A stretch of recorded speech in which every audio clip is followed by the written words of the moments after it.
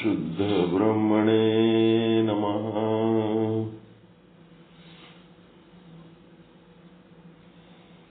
ಸಮಸ್ತ ಶುದ್ಧ ಬ್ರಹ್ಮ ಸ್ವರೂಪರಲ್ಲಿ ಅನಂತ ಅನಂತ ಪ್ರಣಾಮಗಳು.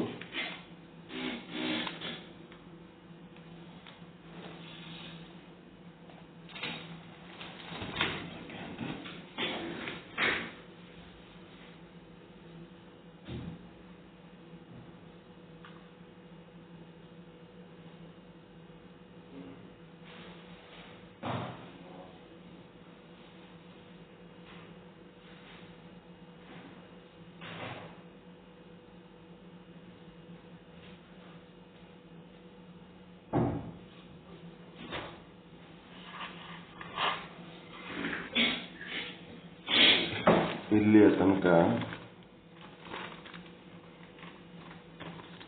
189ನೇ ವಿಷಯಾಂಕ, ಇದರ ತನಕ 4ನೇ ತರಂಗ, 116ನೇ ದೋಹ, ಶ್ರೀ ವಿಚಾರಸಾಗರ ಸಾಧು ನಿಶ್ಚಲ್ ದಾಸ್ ಜಿ ಅವರ ಕೃತಿ. ಒಂದು ಇಂದ್ರಿಯದ ಮೂಲಕ ಅಂತಃಕರಣ ವೃತ್ತಿ ಹೊರಗೆ ಹೋಗಿ ಬಾಹ್ಯ ವಿಷಯ ಅಂತಂದ್ರೆ ರೂಪೇಂದ್ರಿಯದ ಮೂಲಕ, ನೇತ್ರೇಂದ್ರಿಯದ ಮೂಲಕ ಹೊರಗೆ ಹೋಗಿ ರೂಪ ವಿಷಯವನ್ನ ಗ್ರಹಣ ಮಾಡುವಲ್ಲಿ ಆಭಾಸ ಮತ್ತು ವೃತ್ತಿಗಳ ಕೆಲಸ ಹೆಂಗ್ ಮಾಡ್ತಾವಂತಂದ್ರ, ವೃತ್ತಿ ಆವರಣವನ್ನ ಭಂಗ ಮಾಡ್ತದ ಮತ್ತ ಆಭಾಸ ಆ ವಸ್ತುವನ್ನ ಗುರುತಿಸ್ತದ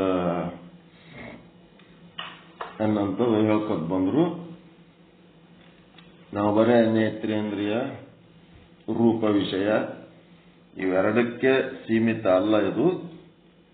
ಇದು ಪಂಚ ಜ್ಞಾನೇಂದ್ರಿಯಗಳ ಮೂಲಕನೂ ವೃತ್ತಿ ಹೊರ ಹೋಗಿ ಪಂಚ ವಿಷಯಗಳನ್ನು ಗ್ರಹಿಸುವಲ್ಲಿ ಕೂಡ ಆಭಾಸ ಮತ್ತು ವೃತ್ತಿಗಳ ಕೆಲಸ ಇರ್ತದ ಅಂತೇಳಿ 190ನೇ ವಿಷಯಾಂಕಕ್ಕೆ ತಂದು ಅವರು ಹೇಳಿದರು. ಏನೇನಾಗ್ತದಂತಂದ್ರೆ, ಕಣ್ಣು, ಕಿವಿ, ಮೂಗು, ನಾಲಿಗೆ, ಚರ್ಮಗಳ ಮೂಲಕ ಶಬ್ದ, ಸ್ಪರ್ಶ, ರೂಪ, ರಸ, ಗಂಧಗಳೆಂಬ ಪಂಚ ವಿಷಯಗಳನ್ನು ಗ್ರಹಿಸುವಲ್ಲಿ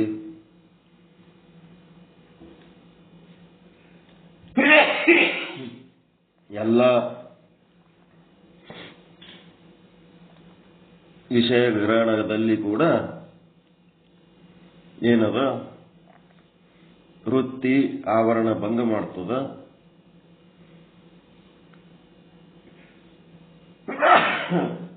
ವೃತ್ತಿ ಆವರಣ ಭಂಗ ಮಾಡ್ತದ ಮತ್ತೆ ಆಭಾಸ ಆ ವಸ್ತುವನ್ನ ಪ್ರಕಾಶ ಮಾಡ್ತದ.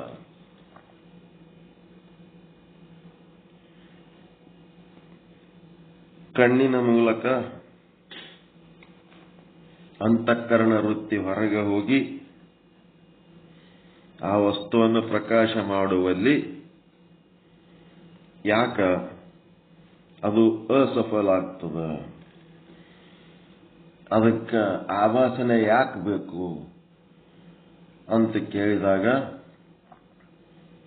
ವೃತ್ತಿ ಜಡ ಅದ, ಸ್ವಪ್ರಜ್ಞೆನೂ ಇಲ್ಲ, ಪರಪ್ರಜ್ಞೆನೂ ಇಲ್ಲ, ಸ್ವಪರ ಪ್ರಜ್ಞಾ ಶೂನ್ಯ ಅದ.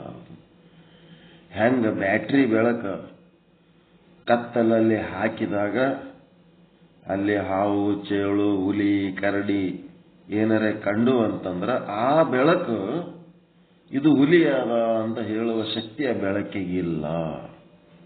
ಇದು ಹಾವು ಅದ ಅಂತ ಹೇಳುವಂತ ಶಕ್ತಿ ಆ ಬೆಳಕಿಗಿಲ್ಲ. ಇದು ಚೋಳ ಅದ ಅಂತ ಹೇಳುವಂತ ಶಕ್ತಿ ಆ ಬೆಳಕಿಗೆ ಇಲ್ಲ. ಇದು ಕರಡಿ ಅದ ಅಂತ ಹೇಳೋ ಶಕ್ತಿ ಆ ಬೆಳಕಿಗೆ ಇಲ್ಲ. ಅಲ್ಲಿ ಇದು ಕರಡಿ ಅಂತೇಳಿ ಗುರುತಿಸ್ಕೋಬೇಕಾದ್ರೆ ಏನ್ ಬೇಕು? ಇದು ಹಾವು, ಇದು ಆಭಾಸನೇ ಬೇಕು. ಅದಕ್ಕೆ ಆಭಾಸ ವಿಷಯವನ್ನ ಪ್ರಕಾಶ ಮಾಡ್ತಾನ. ವೃತ್ತಿ ಅಲ್ಲಿ ಏನು ಆದ ಅಂತೇಳಿ ತೋರ್ಸೋದಕ್ಕೆ ಬೆಳಕು ಹಾಕ್ತದಷ್ಟೆ. ಅದಕ್ಕೆ ಬೆಳಕಂದ್ರೆ ಆವರಣ ಭಂಗ ಮಾಡ್ತದೆ. ಅದು ಏನದ ಅಂತ ತಿಳ್ಕೊಳ್ಳೋ ಶಕ್ತಿ ಆ ಒಂದು ವೃತ್ತಿಗೆ ಇಲ್ಲ. ಮತ್ತ ಯಾವಾಗಲೂ ವೃತ್ತಿ ಮತ್ತು ಆಭಾಸ ಜೊತೆಯಾಗಿ ಇರ್ತವ. ಯಾವ ಕಾಲಕ್ಕೂ ಒಂದನ್ನು ಬಿಟ್ಟು ಇನ್ನೊಂದು ಇರಂಗಿಲ್ಲ. ಆಭಾಸ ಚೇತನ ಸ್ವರೂಪ ಆದ, ವೃತ್ತಿ ಜಡ ಸ್ವರೂಪ ಆದ. ಆದರೆ ಆಭಾಸನದ ಒಂದು ಲಿಮಿಟ್ ಏನಪ್ಪಾ ಅಂತಂದ್ರೆ ಜಡ ವಸ್ತುಗಳನ್ನು ಮಾತ್ರ ಗುರುತಿಸ್ತದೆ. ಚೇತನವನ್ನು ಗುರುತಿಸುವ ಸಾಮರ್ಥ್ಯ ಆಭಾಸನಿಗೆ ಇಲ್ಲ. ಆ ಆಭಾಸನಿಗೆ ಚೇತನವನ್ನು ಗುರುತಿಸುವಂತ ಶಕ್ತಿ ಸದ್ಗುರುವಿನಿಂದ ಸಿಗ್ತದ. ಯಾಕ ಚೇತನವನ್ನು ಗುರುತಿಸುವ ಶಕ್ತಿ ಅದಕ್ಕಿಲ್ಲ ಅಂತಂದ್ರೆ ತಾನೇ ಚೇತನ ಸ್ವರೂಪ ಆಗಿ ತಾನೇನ್ ಮಾಡ್ತದ, ಹೊರಗೆಲ್ಲೋ ಚೇತನ ಆದ ಅಂಥೇಳಿ ತಿಳ್ಕೊಂಡು ಹೊರಗೆಲ್ಲೋ ಹುಡುಕೋ ಕೆಲಸ ಅದು. ಯಾಕಂದ್ರೆ ಅದು ವಿಷಯ ಗ್ರಹಣ ಮಾಡುವ ಕೆಲಸ, ಅದು ಹೊರಗೆ ಹುಡುಕಿ ಅದಕ್ಕೆ ರೂಢಿ ಇದ್ದು ಅದೇನ್ ಮಾಡ್ತದ, ಈ ಚೈತನ್ಯ ಕೂಡ ಹೊರಗೆಲ್ಲೋ ಆದಂತೆ ಹುಡುಕ್ತದ. ಹೊರಗೆ ಎಲ್ಲಿ ಇಲ್ಲ, ತಾನೇ ಚೇತನ ಸ್ವರೂಪ. ತನ್ನೊಳಗೆ ಇರುವ ದೋಷಗಳು ತನ್ನನ್ನು ತಾನೇ ತಿಳ್ಕೋಬೇಕಾದ್ರೆ ಅವುಗಳನ್ನು ಕಳ್ಕೋಬೇಕು. ಅದನ್ನು ಕಳ್ಕೊಳ್ಳೋಂತ ಮಾರ್ಗದರ್ಶನ ಸದ್ಗುರುನಾಥ ಮಾಡಿದಾಗ ಆ ಒಂದು ಆಭಾಸನಿಗೆ ತನ್ನೊಳಗಿನ ದೋಷಗಳು ಅಂದ್ರೆ ಈ ಹುಟ್ಟವನ ನಾನು, ಸಾಯವನು ನಾನು, ಇಲ್ಲಿ ಉಪಜೀವನ ಮಾಡ್ತಾ ಇರೋವನು ನಾನು ಎನ್ನುವ ಏನಂತಾರ ಅಜ್ಞಾನದ ಭಾವನೆಗಳು, ಪಾಪ ಪುಣ್ಯಗಳ ಕರ್ತೃ ನಾನು, ಸುಖ ದುಃಖಗಳ ಭೋಕ್ತೃ ನಾನು ನನ್ನದು ಅಂತೇಳಿ ಅಭಿಮಾನ ಪಟ್ಟು ಈ ದೇಹನೇ ನಾನು ಅನ್ನಂತ ಒಂದು ಅಜ್ಞಾನ, ಇವೆಲ್ಲ ತಾನು ಮಾಡ್ತಾ ಇರೋದು ಇದು ತಪ್ಪು ಅಂತೇಳಿ ದೋಷ ದರ್ಶನ ಆಗುವ ಹಾಗೆ ಸದ್ಗುರುನಾಥ ಮಾಡಿದಾಗ ಆಭಾಸನೆ ಕೂಟಸ್ಥನಾಗಿ ಏನಾತನ ವಿಶೇಷ ಚೇತನನಾಗಿ ಒಂದು ಕಾಲಕ್ಕೆ ಅಜ್ಞಾನದಲ್ಲಿ ಮುಳುಗಿದಂತ ಆಭಾಸ ಅವನೇ ಮುಂದ ಸದ್ಗುರುನಾಥನ ಒಂದು ಉಪದೇಶ, ಸತ್ಶಾಸ್ತ್ರಗಳ ಉಪದೇಶದಿಂದ ಆಭಾಸನೆ ಅಜ್ಞಾನದ ವಿರೋಧಿಯಾಗಿ ವಿಶೇಷ ಚೇತನವಾಗಿ ನಿಲ್ತನ. ಕಣ್ಣಿಂದ ಆದಂಗ ಮತ್ತೆ ಬೇರೆ ಇಂದ್ರಿಯ ಕಣ್ಣಾಯ್ತು,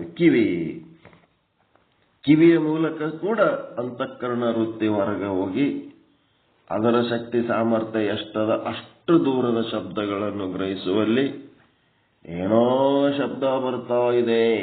ಈಗ ಬಸ್ ಕಾಯ್ಕೋತ್ ಕೂತಿರ್ತೀರಿ ನೋಡ್ರಿ, ಎಲ್ಲರೇ ಬಸ್ ಕಾಯ್ಕೋತ್ ಕೂತತ್ನಾಗ ಹಳ್ಳಿ ಬಸ್ಗಳು ಕಾಯೋ ಟೈಮ್ನಾಗ ಎಲ್ಲೋ ದೂರದ ಶಬ್ದ ಬರ್ತಿರ್ತದ. ಆ ಶಬ್ದ ಬರ್ಲಕತ್ತಿದ ಕೂಡಲೇ ನಿಮಗೇನಾಗ್ತದ, ಬಸ್ ಬಂತು ಅನ್ನಿಸ್ತಿರ್ತದ. ಆ ಏನು ಸೌಂಡ್ ಬರ್ತದ, ಸೌಂಡ್ ಅಷ್ಟೇ ಬರೋದು ಗೊತ್ತಾಗ್ತದ. ಸೌಂಡ್ ಬರ್ಲಕತ್ತದ ಗೊತ್ತಾಗ್ತದಲ್ಲ, ಆ ಸೌಂಡ್ ಅಷ್ಟೇ ಬರೋದು ಗೊತ್ತಾಗೋದು ಎದರಿಂದ? ವೃತ್ತಿಲಿಂತ. ಸೌಂಡ್ ಬರ್ಲಕತ್ತದ್ದು ಗೊತ್ತಾಗೋದು ವೃತ್ತಿಲಿಂತ. ಏನ್ ಮಾಡ್ತದ, ಆವರಣ ಭಂಗ ಮಾಡ್ತದ. ಸೈಲೆಂಟ್ ಇದ್ದಾಗ ಸೌಂಡ್ ಬರ್ಲಕತ್ತದ ನಿಮಗೆ ಗೊತ್ತಾಗ್ತದಲ್ಲ, ಅದು ವೃತ್ತಿ ಕೆಲಸ. ಆದ್ರೆ ಎದರ ಸೌಂಡ್ ಬರ್ಲಕತ್ತದ, ಅದೇನು 2 ವೀಲರ್ ಅದೋ 4 ವೀಲರ್ ಅದೋ, ಏನು ಸುಮ್ಮನೆ ಗಾಳಿ ಬರ್ರತ್ತ ಬಿರುಗಾಳಿ ಬೀಸ್ಲಕತ್ತದೋ, ಇದು ಎದರ್ದು ಅಂತ ಹೇಳಿಕೆ ಗುರುತಿಸೋದು ಯಾವುದು? ಆಭಾಸ. ಆಭಾಸ ಗುರುತಿಸ್ತಾನೆ. ಎದರ ಸೌಂಡ್ ಅಂತ ಗುರುತಿಸ್ತಾನೆ. ಸೌಂಡ್ ಅಂತ ಅಷ್ಟೇ ಗೊತ್ತಾಗೋದು. ಎದರ ಸೌಂಡ್ ಅಂತ ಗೊತ್ತಾಗಲ್ಲ, ಒಟ್ಟು ಸೌಂಡ್ ಅಂತ ಗೊತ್ತಾಗ್ತದೆ. ಇದು ಶಬ್ದ ಅಂತ ಗೊತ್ತಾಗ್ತದೆ. ಇದು ಶಬ್ದ ಅಂತ ಗೊತ್ತಾಗೋದು ವೃತ್ತಿಲಿಂತ. ಎದರ ಶಬ್ದ ಅಂತ ಗೊತ್ತಾಗೋದು ಆಭಾಸನಿಂದ. ರೂಪ ಅಂತ ಗೊತ್ತಾಗೋದು ವೃತ್ತಿಲಿಂತ. ಎದರ ರೂಪ ಇದು ಅಂತ ಗೊತ್ತಾಗೋದು ಆಭಾಸನಿಂದ. ಮೂಗಿನಿಂದ ಗಂಧವನ್ನು ಗ್ರಹಿಸುವಲ್ಲಿ ಕೂಡ ಅಂತಃಕರಣ ವೃತ್ತಿ ಘ್ರಾಣೇಂದ್ರಿಯದಿಂದ ಹೊರಗೆ ಹೋಗಿ ಅದರ ಶಕ್ತಿ ಸಾಮರ್ಥ್ಯ ಎಷ್ಟದ ಅಷ್ಟು ದೂರ ಹೋಗಿ ಆ ಘ್ರಾಣಗಳನ್ನ ತಾನು ಗ್ರಹಿಸ್ತದ. ಅಲ್ಲಿ ಏನೋ ಒಂದು ವಾಸನೆ ಬರ್ಲಕತ್ತದ, ಸುಗಂಧನೋ ದುರ್ಗಂಧನೋ, ಅಷ್ಟು ನಾರ್ಮಲ್ ಇಲ್ಲ, ಇಲ್ಲೇನೋ ಸ್ಮೆಲ್ ಹೊಡಿಲಕತ್ತದ ಅಂತಂದ್ರೆ ಅದು ವೃತ್ತಿ ಕೆಲಸ. ಎದ್ರ ಸ್ಮೆಲ್ಲು? ಒಂದೊಂದು ಸಾರಿ ಮನೆಯಾಗೋ ಆಫೀಸ್ನಾಗೋ ವೈರ್ ಸುಟ್ಟು ವಾಸನೆ ಬರ್ಲಕತ್ತಿ ಬಿಡ್ತದೆ. ಅವಾಗ ಟ್ಯೂಬ್ಲೈಟ್ ಇಂದ ಚೋಕ್ ಸುಡ್ತಾ ಇರ್ಬೋದು, ಫ್ಯಾನ್ ಇಂದ ಕಾಯಿಲ್ ಸುಡ್ತಾ ಇರ್ಬೋದು, ಎಲ್ಲೋ ವೈರ್ ಶಾರ್ಟ್ ಸರ್ಕ್ಯೂಟ್ ಆಗಿ ವೈರ್ನೊಳಗೆ ಬೆಂಕಿ ಹತ್ತಿ ಸಣ್ಣಾಗಿ ಉರಿತಾ ಇರ್ಬೋದು. ಏನೋ ಒಂದು ವಾಸನೆ ಬರ್ಲಕತ್ತದ, ಸುಗಂಧ ವಾಸನೆ ಬರ್ಲಕತ್ತದ, ಏನೋ ಒಂದು ಬರ್ಲಕತ್ತದ. ಇದು ಏನು ಎದ್ರ ಕೆಲಸ? ಇದು ಈ ತರ ಏನೋ ಒಂದು ವಾಸನೆ, ಒಟ್ಟು ವಾಸನೆ ಬರ್ಲಕತ್ತದ ಅನ್ನೋದು ಗುರುತಿಸೋದು ವೃತ್ತಿ ಕೆಲಸ. ಎದರದು ಅಂತ ಹೇಳಿಕೆ ಹುಡುಕಾಡಿ ಸಂಶೋಧನೆ ಮಾಡಿ ಗುರುತಿಸ್ತೀವಲ್ಲ, ಅದು ಆಭಾಸನ ಕೆಲಸ. ವೃತ್ತಿಗೆ ಆ ಶಕ್ತಿ ಇಲ್ಲ. ಇಲ್ಲೇನಾಯ್ತು? ಕಣ್ಣು ಕಿವಿ ಮೂಗಿನ ಮೂಲಕ ವೃತ್ತಿ ಹೊರ ಜಗತ್ತಿನಲ್ಲಿ ಹೋಗಿ ತನ್ನ ಸಾಮರ್ಥ್ಯ ಎಷ್ಟದ ಅಷ್ಟು ದೂರದ ವಿಷಯಗಳನ್ನು ಗ್ರಹಿಸುವಂತ ಕೆಲಸ ಅವು ಮೂರು ಮಾಡಿದ್ರೆ, ಇನ್ನು ಎರಡು ನಾಲಿಗೆ ಮತ್ತು ಚರ್ಮ, ಈ ಎರಡು ಇಂದ್ರಿಯಗಳು ಏನ್ ಮಾಡ್ತಾವ? ವೃತ್ತಿ ನಾಲಿಗೆಯಿಂದ ಹೊರಗೋಗಲ್ಲ, ವೃತ್ತಿ ಚರ್ಮದಿಂದ ಹೊರಗೋಗಂಗಿಲ್ಲ. ಅಲ್ಲಿಗೆ ನಾಲಿಗೆ ಮತ್ತು ಚರ್ಮದ ಮಟ್ಟಿಗೆ ಬಂದು ನಿಲ್ತವು ವೃತ್ತಿಗಳು. ಅಲ್ಲಿ ಹೋಗಿ ಏನಾಗ್ತದಪ್ಪ ಅಂದ್ರೆ, ವಿಷಯವೇ ಬಂದು ಆ ನಾಲಿಗೆ ಅಥವಾ ಚರ್ಮಕ್ಕೆ ಸಂಬಂಧವಾದಾಗ ಮಾತ್ರ ಆ ವೃತ್ತಿ ಏನ್ ಮಾಡ್ತದ? ಏನೋ ರುಚಿ ಬರ್ಲಕತ್ತದ, ಏನೋ ಸ್ಪರ್ಶ ಆಗ್ಲಕತ್ತದ ಅಂಥೇಳಿ ಗೊತ್ತಾಗ್ತದೆ. ಆದ್ರೆ ಅದು ಎದರದ ರುಚಿ? ಖಾರ, ಉಪ್ಪ, ಹುಳಿ, ಮತ್ತೇನು ಒಗರು, ಕಹಿ, ಮತ್ತೇನದ ರುಚಿ? ಆ ರುಚಿಯನ್ನು ಗುರುತಿಸೋದು ಆಭಾಸನ ಕೆಲಸ. ವಿಷಯ ಬಂದು ನಾಲಿಗೆಗೆ ಟಚ್ ಆಗುತ್ತದ, ಇಲ್ಲ ಎಲ್ಲೇ ಕಣ್ಣು ಕಿವಿ ಮೂಗಿನಂಗ ದೂರದ ರುಚಿಗಳನ್ನ ಗ್ರಹಿಸುವ ಶಕ್ತಿ ಆ ನಾಲಿಗೆಗೆ ಕೊಟ್ಟಿಲ್ಲ. ಪರಮಾತ್ಮ ಅದು ಪ್ರಕೃತಿ ದತ್ತವಾದಂತ ವ್ಯವಸ್ಥೆ. ಮತ್ತು ಚರ್ಮಕ್ಕೆ ದೂರದ ಸ್ಪರ್ಶ ಜ್ಞಾನ ಹೊಂದುವಂತ ಸಾಮರ್ಥ್ಯ ಚರ್ಮಕ್ಕೆ ಕೊಟ್ಟಿಲ್ಲ. ಚರ್ಮ ಏನ್ ಮಾಡ್ತದೆ? ವಿಷಯ ಬಂದು ಅದಕ್ಕೆ ಸಂಬಂಧ ಆದಾಗ, ಸ್ಪರ್ಶ ಆದಾಗ ಮಾತ್ರ ಇದು ಸ್ಪರ್ಶ, ಏನೋ ಸ್ಪರ್ಶ ಆಗ್ಯದ, ಏನೋ ಒಂದು ಮೈ ಮೇಲೆ ಹರಿದಾಡ್ಲಿಕ್ಕತ್ತದ, ಏನ್ ಹರಿದಾಡ್ಲಿಕ್ಕತ್ತದ ಗೊತ್ತಿಲ್ಲ. ತಲೆ ಒಳಗೆ ಏನೋ ಓಡಾಡ್ದಂಗ ಆಗ್ಲಕತ್ತದ, ಏನ್ ಓಡಾಡ್ಲಕತ್ತದ ಅದು ಗೊತ್ತಿಲ್ಲ. ಅಷ್ಟ ಓಡಾಡ್ಲಕತ್ತದ ಅನ್ನೋದು ಏನೋ ಗೊತ್ತ. ಆಮೇಲೆ ಅದನ್ನ ಹಣಿಗಿ ತಗೊಂಡು ಹಿಕ್ಕೊಂಡ್ರಿ ಅಂತಂದ್ರೆ ಅದ್ರೊಳಗ ಯಾವುದೋ ಲೈಟಿನ ಹುಳ ಇರ್ಬೋದು, ಏನಿರ್ಬೋದು, ಮತ್ತಿನ್ನೇನೋ ಇರ್ಬೋದು. ಮಲ್ಕೊಂಡಾಗ ಏನೋ ಹರಿದಾಡ್ದಂಗ ಆಯ್ತಂದ್ರೆ ಏನೋ ಒಂದು ಹುಳ ಮೈ ಮೇಲೆ ಓಡಾಡಿರ್ಬೋದು. ಯಾವ ಹುಳ ಅಂತ ಹೇಳಿಕೆ ಗೊತ್ತಾಗಬೇಕಾದ್ರೆ ಅದಕ್ಕೆ ಆಭಾಸ ಬೇಕಾಗ್ತಾನ. ಅಲ್ಲಿ ಒಂದು ಸ್ಪರ್ಶಕ್ಕೆ ಏನೋ ಸ್ಪರ್ಶ ಆಯ್ತು ಅಂತೇಳಿ ಅನಿಸ್ತು ಅಂತಂದ್ರೆ ಅದು ಆವರಣ ಭಂಗ ಮಾಡೋದು ವೃತ್ತಿ ಕೆಲಸ.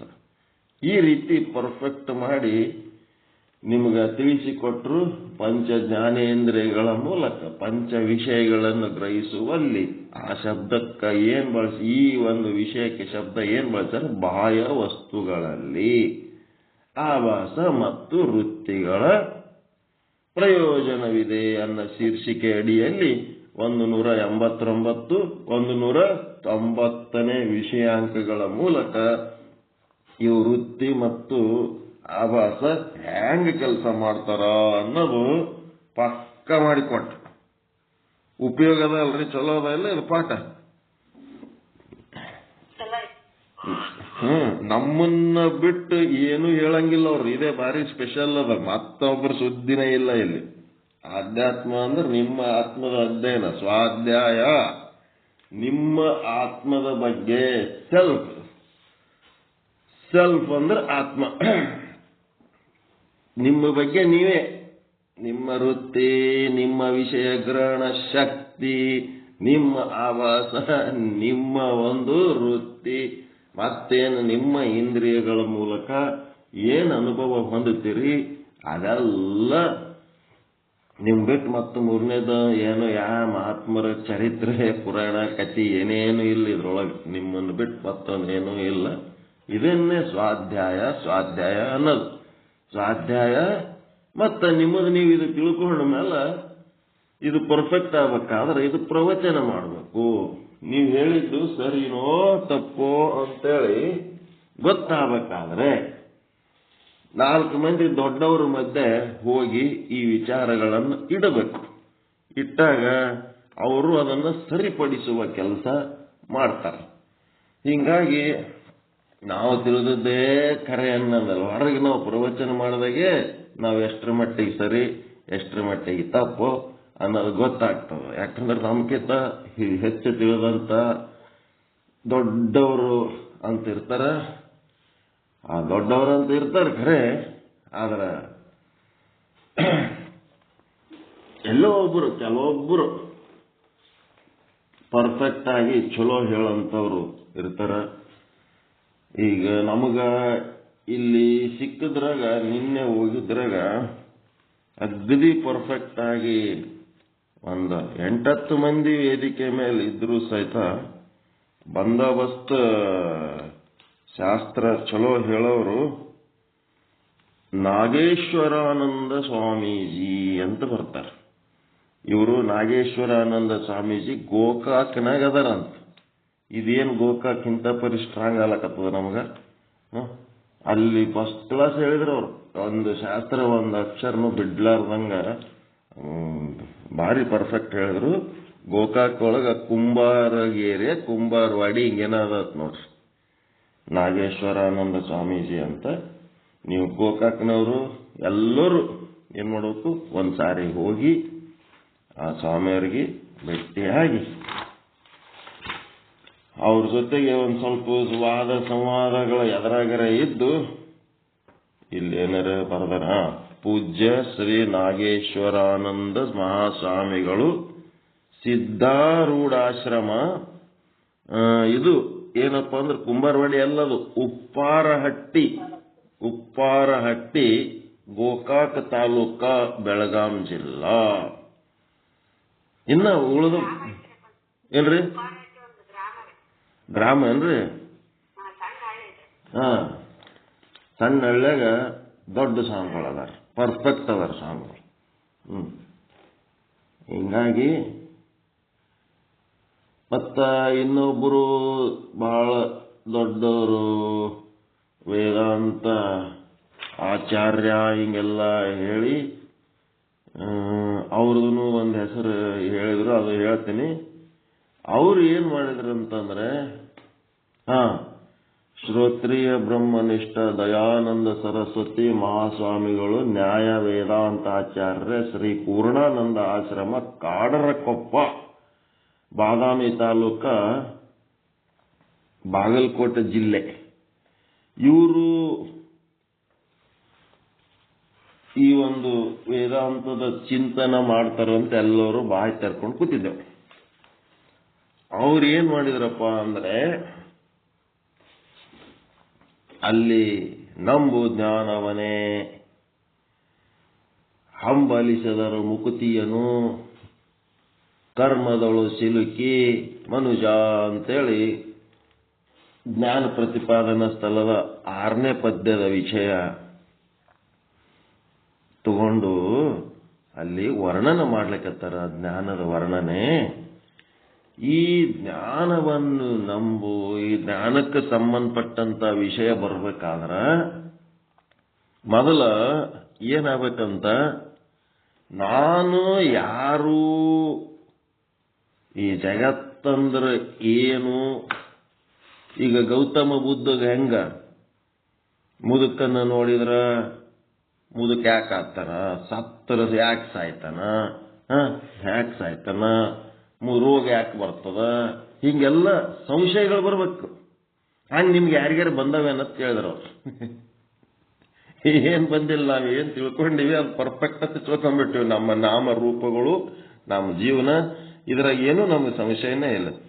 ಈ ಒಂದು ವಿಷಯದಲ್ಲಿ ನಿಮಗ ಸಂಶಯನೇ ಹುಟ್ಟಿಲ್ಲ ಅಂತಂದ್ಮೇಲೆ ಇಂಥ ಜ್ಞಾನದ ವಿಷಯಕ್ಕೆ ನೀವೇನು ಅಧಿಕಾರಿ ಆತೀರಿ?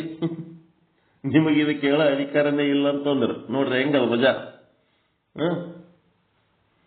ವಿಷಯ ಬಹಳ ದೂರದ್ದು ವಿಷಯ, ಭಾರಿ ಹೈ ಕ್ಲಾಸ್ ವಿಷಯ ಸೆಲೆಕ್ಟ್ ಮಾಡಿರಿ. ಅದು ಕೇಳ್ಬೇಕನ್ನೋರು ಎಂಥವ್ರಿದಿರಿ? ಅಧಿಕಾರಿಗಳಿಲ್ಲ, ಅನಧಿಕಾರಿಗಳು. ಇನ್ನ ನಿಮಗ ಈ ಜ್ಞಾನ ಕೇಳುವಂತ ಅಧಿಕಾರನೇ ನಿಮಗ ಇಲ್ಲ. ನಿಮಗೆ ಸಂಶಯ ನಾಮ ರೂಪಗಳೇ ನೀವು ಗಟ್ಟೆತಿ, ಈ ದೇಹನೇ ನಾನು ಅಂತ ಗಟ್ಟೆ ತಿಳ್ಕೊಂಡವರಿಗೆ ದೇಹ ನಾನಲ್ಲ ಅಂತ ಕೇಳೋ ಅಧಿಕಾರ ಇಲ್ಲ. ಅದಕ್ಕೆ ಏನ್ ಮಾಡಕ್ಕಪ್ಪ ಅಂತಂದ್ರೆ, ನೀವು ಅಂತಃಕರಣ ಶುದ್ಧಿಗಾಗಿ ಏನ್ ಮಾಡಬೇಕು? ನಿರ್ಮಲ ಚಿತ್ತ ನಿಶ್ಚಲ ಚಿತ್ತ ಸಾಧನೆಗಾಗಿ ಕರ್ಮ ಉಪಾಸನೆಗಳು, ನಿಷ್ಕಾಮ ಕರ್ಮ ನಿಷ್ಕಾಮ ಉಪಾಸನೆಗಳನ್ನ ಮಾಡಬೇಕು. ಹೆಣ್ಮಕ್ಳಿಗೆ ಏನ್ ಹೇಳಿದ್ರು? ನಿಮ್ಮ ಗಂಡದೇರು ಕಿರಿಕಿರಿ ಮಾಡ್ತಾರ, ಬೈತಾರ, ಕುಡಿತಾರ, ತಿಂತಾರ, ಹೊಡಿತಾರ. ಅದಕ್ಕೆಲ್ಲ ಕಾರಣ ನೀವೇ, ನಿಮ್ಮ ಹೆಂಡರು, ನೀವು ಮಾಡೋ ಕರ್ಮಗಳೇ ಕಾರಣ ಅಂತ ಹೇಳಿದ್ರು. ನಾವೇನ್ ಕರ್ಮ ಮಾಡಿವ್ರಿ ಅಂತಂದ್ರ,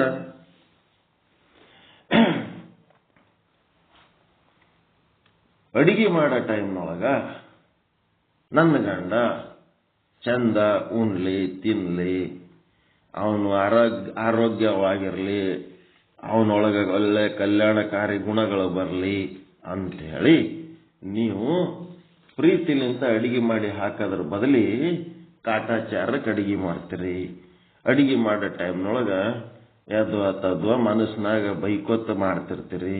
ಇವು ಏನಾಗ್ತವ? ನಿಮ್ಮೊಳಗಿನ ಕಾಮ, ಕ್ರೋಧ, ಲೋಭ, ಮೋಹ, ಮದ, ಮತ್ಸರ, ಸಂಶಯ ಏನೆಲ್ಲ ಒಳಗ ಗಂಡನ ಮೇಲೆ ಇಷ್ಟು ಹೊಲಸು ಇಟ್ಕೊಂಡು ನೀವು ಅಡಿಗೆ ಮಾಡಿ ಹಾಕಿದ್ಮೇಲೆ ಆ ಅಡಿಗೆ ಅವ ಊಟ ಮಾಡ್ತಾನ. ಉಂಡ ಮೇಲೆ ಏನಾಗ್ತದ? ಊಟ ಒಂದೇ ಅಲ್ಲ, ಆ ಊಟದ ಜೊತೆಗೆ ನಿಮ್ಮ ಭಾವನೆಗಳು ಉಣ್ತಾನ ಅವನು. ಉಂಡ ಮೇಲೆ ಅವನೊಳಗ ಈ ಕಾಮ ಕ್ರೋಧಾದಿಗಳ ಭಾವನೆಗಳು ಒಳಗೆ ಹೋಗಿ ಅವು ಏನ್ ಮಾಡ್ತಾವ? ಎದ್ವಾ ತದ್ವಾ ಬದುಕು ಮಾಡ್ಲಕ್ ಹಚ್ತಾವ ಅವನಿಗೆ. ನಿಮ್ಮ ಅಂತಃಕರಣ ಶುದ್ಧ ಇಟ್ಟುಕೊಂಡು ಮೊದಲು ಮಾಡೋ ಕೆಲಸ ಒಳ್ಳೆ ಮನಸ್ಸಿನಿಂದ ಮಾಡ್ರಿ. ಎಷ್ಟು ಚಂದ ಹೇಳ್ಯಾರ ಗೊತ್ತರ ನ್ಯಾಯ ವೇದಾಂತಾಚಾರ್ಯರು. ಮೊದಲ ಶುದ್ಧ ಅಂತಃಕರಣರಾಗಿ ಬದುಕದ್ ಕಲೀರಿ. ಮೊದಲ ನೀವು ಅಡಿಗೆ ಮಾಡ್ಕೊಂಡು ಉಣ್ಣದ್ರಾಗ. ಅದಕ್ಕೆ ಹೇಳ್ತೀನಿ ಪ್ರತಿ ಸಲ, ಆಹಾರ, ನಿದ್ರೆ, ಭಯ, ಮೈಥುನದಿಂದ ನಮ್ಮ ಆಧ್ಯಾತ್ಮ ಚಾಲು ಆಗ್ತದ. ಆರೋಗ್ಯ ಚಂದ ಇಟ್ಕೊಂಡು, ಮನಸ್ಸು ಚಂದ ಇಟ್ಕೊಂಡಾಗೆ ಮುಂದಿನ ಆಧ್ಯಾತ್ಮ. ನಾವು ಮೊದಲು ಆಹಾರ ಗ್ರಹಣ ಮಾಡೋದಕ್ಕೆ ನಮ್ಮೊಳಗ ಸರಿಯಾದ ಒಂದು ವ್ಯವಸ್ಥೆ ಇಲ್ಲ. ಹೆಂಗ್ ಬೇಕಂಗೆ ಅಡಿಗೆ ಮಾಡೋದು, ಹೆಂಗ್ ಬೇಕಂಗೆ ತಿನ್ನೋದು, ಹೆಂಗ್ ಬೇಕಂಗೆ ಬದುಕೋದು ಹಿಂಗಲ್ಲ. ಪದ್ಧತಿ ಪ್ರಕಾರ ಬಸವಾದಿ ಶರಣರು ಸರಳವಾಗಿ ಕನ್ನಡದಲ್ಲಿ ಪ್ರಸಾದ ತತ್ವ ಏನ್ ಹೇಳಾರ ಹಂಗ ನೀವು ಫಾಲೋ ಮಾಡ್ರಿ. ಯಾಕೆ ನಿಮ್ ಗಂಡ ಕುಡಿಯೋದು ಬಿಡಂಗಿಲ್ಲ? ಗಂಡ ಕುಡಿಯೋದು ಬಿಡ್ಬೇಕಾದ್ರೆ ನೀವು ಒಳ್ಳೆ ಮನಸ್ಸಿನಿಂದ ಅಡಿಗೆ ಮಾಡಿ ಅವನ ಸಂಗಡ ಪ್ರೀತಿಲಿ ನಿಂತಿದ್ರೆ ಅವ್ನು ಕುಡಿಯೋದು ಬಿಟ್ಟು ಬಿಡ್ತಾನೆ. ಆದ್ರ ಅವ ಕುಡ್ದೇ ಕುಡಿತಾನ, ನಾ ಹಿಂಗೆ ಮಾಡ್ತೀನಿ ಅಂತ ಮಾಡ್ತಾರಲ್ಲ, ಅದಕ್ಕೆ ಹಿಂಗ ಆಗ್ತದ. ಮತ್ತೆ ಗಂಡದೇರ ಆದ್ರೂ ಸಹಿತ ಐದಕ್ಕಿ ಲಕ್ಕಮ್ಮ ಮತ್ತ ಆ ಒಂದು ಮಾರಯ್ಯ, ಐದಕ್ಕಿ ಮಾರಯ್ಯ ಅವ್ರದ್ದೊಂದು ಚರಿತ್ರೆಯ ಭಾಗ. ಇಷ್ಟೊಂದು ಅಕ್ಕಿ ಯಾಕೆ ತಂದಿ, ಒಯ್ದು ಹಾಕಿ ಬಾ, ಹಂಗ ಹಿಂಗ ಮಾಡಿ ಮನೆಯಾಗ ಅಕ್ಕಿ ಇಲ್ಲ ಅಂದ್ರೂ 1,96,000 ಜಂಗಮರಿಗೆ ಊಟಕ್ಕೆ ಹಾಕಿ ಪರುಷ ಬಟ್ಟಲದಿಂದ ಸತ್ಯ ಶುದ್ಧ ಕಾಯಕದ ಮಹತ್ವ. ಅದಕ್ಕೆ ಗಂಡದೇರಾದವರು ಸತ್ಯ ಶುದ್ಧ ಕಾಯಕ ಮಾಡ್ರಿ, ದಾಸೋಹ ಮಾಡ್ರಿ. ತಂದು ಕೊಟ್ಟದ್ರೊಳಗೆ ಹೆಣ್ಣು ಮಕ್ಕಳು ನೀಟಾಗಿ ಅಡಿಗೆ ಮಾಡ್ರಿ. ಒಳ್ಳೆ ಮನಸ್ಸಿನಿಂದ ಮೊದಲ ನಿರ್ಮಲ ಚಿತ್ತ ನಿಶ್ಚಲ ಚಿತ್ತರಾಗ್ರಿ. ಆ ನಿರ್ಮಲ ಚಿತ್ತ ನಿಶ್ಚಲ ಚಿತ್ತ ಆದ್ಮೇಲೆ ಅದಕ್ಕೆ ಮುಂದ ತಂದು ತಾನೇ ಜ್ಞಾನ ಆಗದೆ ಅಂತ ತಡ ಆಗಂಗಿಲ್ಲ.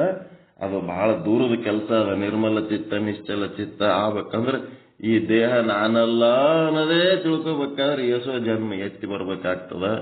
ಅಜ್ಞಾನ ಕಳ್ಕೋಬೇಕಾದ್ರ ಮೊದಲು ನಮಗೆ ಇದು ಅಜ್ಞಾನ ಅಂತೆ ಗೊತ್ತಾಗಲಾರ್ದಂತ ಸ್ಥಿತಿ ಒಳಗಿದ್ದಾಗ ನಾವು ಇಂಥ ಒಂದು ಜ್ಞಾನದ ವಿಷಯ ಕೇಳುವ ಒಂದು ಅಧಿಕಾರ ನಮಗಿಲ್ಲ. ಅದ್ರದ್ದು ಜ್ಞಾನದ ವಿಷಯ ಏನಾಗ್ತದಂದ್ರ, ಜ್ಞಾನದ ವಿಷಯ ಕೇಳಿ ಬ್ರಹ್ಮಜ್ಞಾನಿ ಎಲ್ಲೋ ಕೋಟಿಗೊಬ್ಬರಿಗೆ ಆಗ್ತದಂತೆ. ಜ್ಞಾನದ ವಿಷಯ ಕೇಳಬಾರ್ದಂತಲ್ಲ, ಕೇಳ್ಬೇಕು. ಆದ್ರ ಅಂಥದ್ದು ಜ್ಞಾನದ ವಿಷಯ ಕೇಳ್ಕೋತ ಎಲ್ಲ ಕೋಟಿಗೊಬ್ಬರಿಗೆ ಆಗ್ತದ. ಅಂಥದ್ದು ಕೋಟಿಗೊಬ್ಬರಿಗೆ ಆಗಂತ ವಿಷಯ ಕೇಳ್ಬೇಕಾದ್ರೆ ಅದು ಬಹಳ ದೂರದ ಮಾತದ. ಆದ್ರೂ ಕೇಳೋದು ಬಿಡ್ಬೇಡ್ರಿ, ಕೇಳ್ಕೊತಿರ್ರಿ. ಆದಾಗ ಆಗ್ತದ. ಅದು ನಮ್ಮ ಕೈಯಾಗ ಇಲ್ಲ. ಆದ್ರ ನಮ್ಮ ಕೈಯಾಗಿದ್ದದ್ದೇನದ, ನಿರ್ಮಲ ಅಂತಃಕರಣ, ನಿಶ್ಚಲ ಅಂತಃಕರಣ ಯುಕ್ತರಾಗಿ ಸತ್ಯ ಶುದ್ಧ ಕಾಯಕ ದಾಸೋಹ ಮಾಡಿ ಬದುಕ್ಲಕ್ಕ ನಮ್ಮ ಕೈಯಾಗಿ ಏನು ಮಾಡ್ಲಕ್ ಸಾಧ್ಯ ಅದ, ಅದನ್ನ ನಾವು ಪರ್ಫೆಕ್ಟ್ ಆಗಿ ಮಾಡಮು. ಮುಂದದು ತಾನೇನಾಗಬೇಕು ಆದಾಗ ಆಗ್ತದ. ಯಾವಾಗ ಆಗ್ತದ, ಹಿಂಗಾಗ್ತದ, ಹಂಗಾಗ್ತದ ಅಂತ ಅದ್ರ ಬಗ್ಗೆ ನಾವು ಹೇಳ್ಬೇಕಾದ್ರೆ ಅದು ದೊಡ್ಡ ಶಾಸ್ತ್ರ, ದೊಡ್ಡ ಕಥೆ ಅದ. ಅದೆಲ್ಲ ನಿಮ್ಮ ಮುಂದೆ ಹೇಳಿ ಏನ್ ಮಾಡಮು? ಅಧಿಕಾರಿಗಳ ಮುಂದೆ ಆ ವಿಷಯ ಹೇಳ್ಬೇಕಾಯ್ತು, ಅನಧಿಕಾರಿಗಳ ಮುಂದೆ ಏನ್ ಹೇಳೋ ಅಂತೇಳಿ ಎಲ್ಲ ಒಂದ್ ರೀತಿ ಚಲೋ ಸ್ವರ್ಗದ ಅನುಭವ. ಎಲ್ಲರೂ ಯಾರೇನು ಸಣ್ಣವರಿಲ್ಲ, ಭಾರಿ ಫಸ್ಟ್ ಕ್ಲಾಸ್ ಅದಾರ. ಅದಕ್ಕೆ ನೀವು ಕನಿಷ್ಠ ಮುಂದಿನ ವರ್ಷ ಆದ್ರೂ ಏನ್ ಮಾಡ್ಬೇಕು, ಈ ಒಂದು ಫೆಬ್ರವರಿ ಮಾರ್ಚ್ ಟೈಮ್ನಾಗ ಇದು ಕಾರ್ಯಕ್ರಮ ನಾವು ಮಾನಸಿಕವಾಗಿ ಸಿದ್ಧತೆ ಇದ್ದಿದ್ದಿಲ್ಲ. ಹಿಂಗಾಗಿ ನೀವೆಲ್ಲರೂ ಕರ್ಕೊಂಡು ಹೋಗ್ಲಕ್ಕ ಆಗ್ಲಿಲ್ಲ. ಮುಂದಿನ ಸಲ ಏನಿಲ್ಲ, ಬೆಳಗ್ಗೆ ಬಿಡ್ತೀರಿ, ಮಧ್ಯಾಹ್ನ ಸಾಯಂಕಾಲದಟ್ಟಿಗೆ ಮುಟ್ತೀರಿ. ಸಾಯಂಕಾಲ ಫಂಕ್ಷನ್ ಆಗ್ತದ. ಫಂಕ್ಷನ್ ಆದ್ಮೇಲೆ ಎಷ್ಟು ಮಂದಿ ಮಹಾತ್ಮರು ಬರ್ತಾರ ಬರಲಿ ಅಂತಾರ ಅವ್ರು. ಫಂಕ್ಷನ್ ಮುಗಿದ ಮೇಲೆ ಏನ್ ಮಾಡ್ಬೇಕು, ರಾತ್ರಿ ಮತ್ತೆ ಲೇಟ್ ಆಗಿರ್ತದ, ಅಲ್ಲೇ ಊಟ ಅದು ಎಲ್ಲ ಇರ್ತದ, ಅಲ್ಲೇ ಮಕ್ಕೊಂಡ್ಬಿಡೋದು.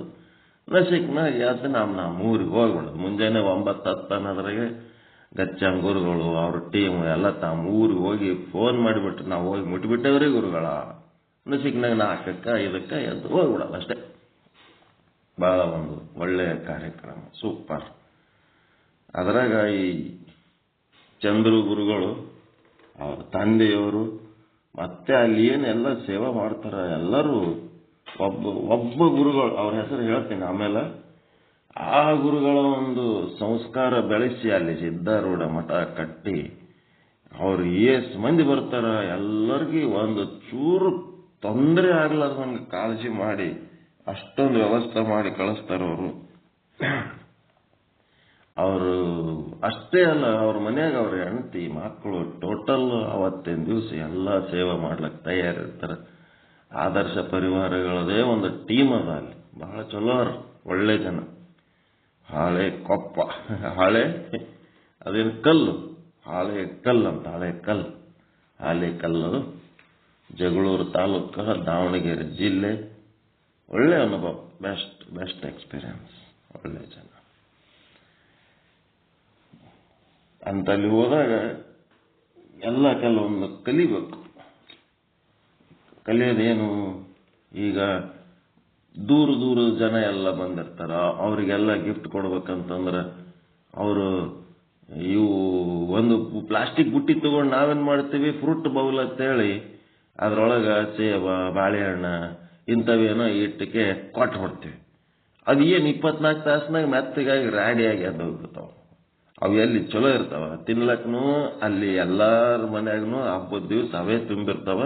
ಇವನ್ ತಗೊಂಡು ಹೋಗ್ತಾರ್ರಿ ಏನ್ ಮಾಡಕ್. ಅದಕ್ಕೆ ಅವ್ರೇನ್ ಮಾಡಿದ್ರು, ಗೋಡಂಬಿ, ದ್ರಾಕ್ಷಿ, ಮತ್ತೆಂತವು ಒಣದ್ರಾಕ್ಷಿ, ಕಿಸ್ಮಿಸಿ, ಮತ್ತ ಏನಪ್ಪ ಪಿಸ್ತಾ, ಬಾದಾಮಿ, ಇಂಥವು ಡ್ರೈ ಫ್ರೂಟ್ಸ್ ಒಂದು 100 ಗ್ರಾಮ್ 200 ಗ್ರಾಮ್ನಷ್ಟು ಒಂದೊಂದು ಪ್ಯಾಕೆಟ್ ಮಾಡಿ ಚಲೋ ಗಟ್ಟಿ ಮುಟ್ಟದ ಒಂದು ಪ್ಲಾಸ್ಟಿಕ್ ಬುಟ್ಟಿ ಒಳಗೆ ಹಾಕಿ ಎಲ್ಲರಿಗೆ ಕೊಟ್ರು. ಒಂದು ಹೈ ಕ್ಲಾಸ್ ಶಾಲು, ಆರಾಮ್ ಮೈ ತುಂಬ ಹೊಚ್ಕೊಳ್ಳಂತ ಶಾಲು, ಮತ್ತೆ ಕಾಣಿಕೆ ಏನೆಲ್ಲ ಕೊಟ್ಟು ಕಳಿಸಿದ್ರು. ಅಲ್ಲಿ ವೇದಿಕೆ ಮೇಲೆ ಅವಕಾಶ ಇದ್ದವರಿಗೆ ಇರ್ತದ, ಉಳಿದವ್ರಿಗೆ ಇವ್ರು ಏನ್ ಮಾಡ್ತಾರೆ, ಮನೆಯೊಳಗೆ ತಮ್ಮವೇ ಆದ ಕೆಲವೊಂದು ಗಿಫ್ಟ್ಸ್, ತಮ್ಮ ಶಾಲ್ಗಳು, ಇವು ತಮ್ಮ ವೇದಿಕೆ ಮೇಲಿಂದ ಬೇರೆ, ಮತ್ತು ಬಂದವರಿಗೆಲ್ಲ ಒಂದೇನಾದ್ರು ಅಲ್ಲಿ ಕರೆಸಿ ಸನ್ಮಾನ ಮಾಡೋದು, ಅದೆಲ್ಲ ಅವ್ರದೇ ಆದ ರೀತಿಯಲ್ಲಿ ಒಂದು ಮಾಡ್ತಿರ್ತಾರೆ. ಅವೆಲ್ಲ ಸನ್ಮಾನಗಳು ಸಂಬಂಧ ಇಲ್ಲ. ಆದ್ರೆ ಬ್ರಹ್ಮಜ್ಞಾನಿಗಳ ಮಧ್ಯೆ ಒಂದು ದಿವಸ ಇರ್ತೀವಲ್ಲ, ಅದು ಭಾರಿ ಫ್ರೆಶ್ ಮಾಡ್ತದೆ, ಭಾಳ ಚಲೋ ಇರ್ತದೆ ಕಾರ್ಯಕ್ರಮ. ಮುಂದಿನ ಸಲ ಈ ಕಾರ್ಯಕ್ರಮ ಅಟೆಂಡ್ ಆಗೋಣ ಅಂತೇಳಿ ಎಲ್ಲರೂ ಸಂಕಲ್ಪ ಮಾಡ್ರಿ. ಅವ್ರು ಏನು ಆತ್ಮೀಯತೆಲಿಂತ ಎಲ್ಲರಿಗೆ ಕರೀತಾರ, ಕರೆದು ಅಷ್ಟೇ ಆತ್ಮೀಯತೆಲಿಂತ ಎಲ್ಲರಿಗೆ ನೋಡಿಕೊಂಡು ಇದು ಮಾಡಿದ್ರು. ನಮ್ಮ ಸಮಸ್ಯೆ ಏನೋ ಭಾಳ ದೂರ, 4 ಬಸ್ ಚೇಂಜ್ ಮಾಡಿ ಹೋಗ್ಬೇಕು. ಬೇಸರ ಬರ್ತಿರ್ತದೆ, ಮುಂದೆ ಹೋದಂಗೆಲ್ಲ ಎಲ್ಲರ ಕೆಳಗೆ ಇಳಿದು ಓಡೋಗ್ಬೇಕು ಅನ್ನಿಸ್ತದೆ. 9 ತಾಸು 10 ತಾಸು ಹೋಗಿದ್ದು. ಹಿಂಗಾಗಿ ಅದು ಒಂದೇ ದೂರ ಇರೋದು. ಅಲ್ಲಿ ಸಮೀಪ 2 ತಾಸು 3 ತಾಸಿನಾಗ ಹೋಗಿ ಬರೋರಿಗೆ ಒಳ್ಳೆ ಕಾರ್ಯಕ್ರಮ ಅಟೆಂಡ್ ಆಗ್ರಿ. ಅದೆಲ್ಲ ಕೆಲವೊಂದು ನಂಬರ್ ಅವು ತಗೊಂಡಿವಿ, ಆಮೇಲೆ ಹಂಚ್ಕೊಳ್ಳೋಣ. ಮುಂದಿನ ಕೆಲಸ ಏನಪ್ಪ ಅಂದ್ರೆ, ಇಲ್ಲಿ ತನಕ ಹೇಳಿದ್ದೆಲ್ಲ ಸ್ಪಷ್ಟವಾಗಿ ತಿಳಿದದು ಅನ್ಕೋತೀವಿ. ಮುಂದೇನ್ ಮಾಡಬೇಕು?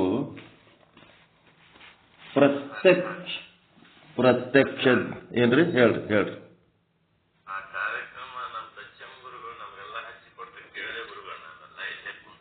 ಆ ಗಚ್ಚಮ್ಮನ ಜೊತೆಗೆ ಒಂದು ಟೀಮ್ ಅದ.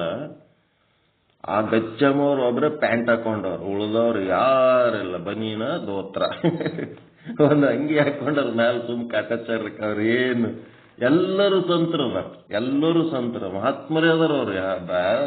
ಅದ್ಭುತ ಗಚ್ಚಮ್ಮವ್ರ ಟೀಮ್. ಅವರು ಅಲ್ಲಿ 2 ವರ್ಷ ನೌಕರಿ ಮಾಡ್ಯಾರಂತ.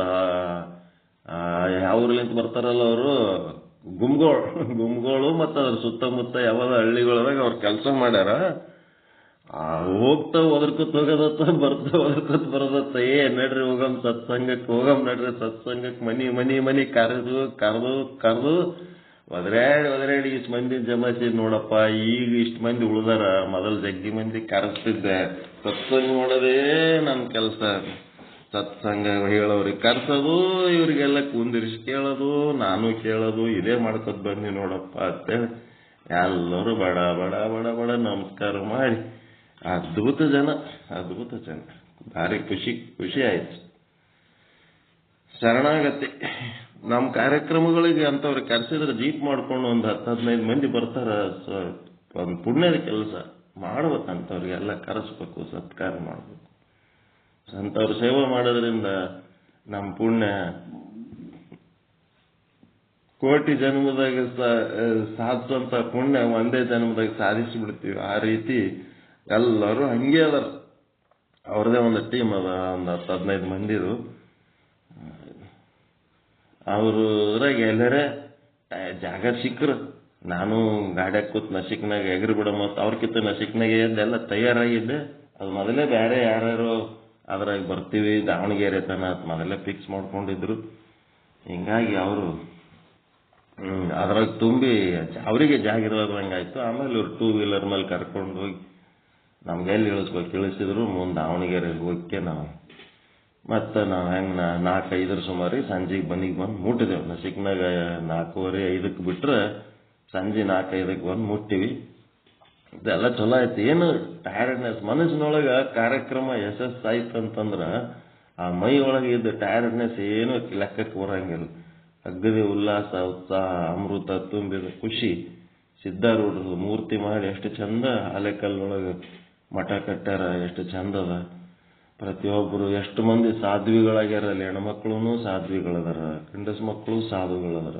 ಎಲ್ಲರೂ ಸೇವಾ ಬರ್ರಪ್ಪ ಒಂದು ಸ್ವರ್ಗ. ಏನಂದ್ರೆ ನಾವು ಅಲ್ಲಿ ಹೋಗಿ ಬರೀ ಅವ್ರ ಉಪಚಾರ ಅನುಭವಿಸೋದಲ್ಲ, ಅಲ್ಲಿ ಸೇವೆ ಮಾಡಿದ್ರೆ ಧನ್ಯ ಆಗ್ತೀವಿ. ಒಂದು ಕೈಲಿಂತ ಒಂದೇನು ಕೆಲಸ ಮುಟ್ಲಕ್ಕೆ ಬಿಡಂಗಿಲ್ಲ. ಅವರೆಲ್ಲ ನಾವೇ ಮಾಡ್ತೀವಿ ಅಂತಾರೆ. ಕುಂತಲ್ಲೇ ಕೈ ತೊಳಿಸಿ ಊಟಕ್ಕೆ ಹಾಕಿ ಕುಂತಲ್ಲೇ ಎಲ್ಲ ವ್ಯವಸ್ಥೆ ಮಾಡ್ತಾರೆ. ಸೇವಾ ಅಂದ್ರೆ ಏನು ಅಂತ ಅಲ್ಲಿ ಕಲಿಬೇಕು ಅಂತ ಒಂದು ಕೆಲಸ ಮಾಡಿದ್ರು. ಚಂದ್ರು ಅವರಿಗೆ ಧನ್ಯವಾದ ಹೇಳ್ಬೇಕು ನಾವು.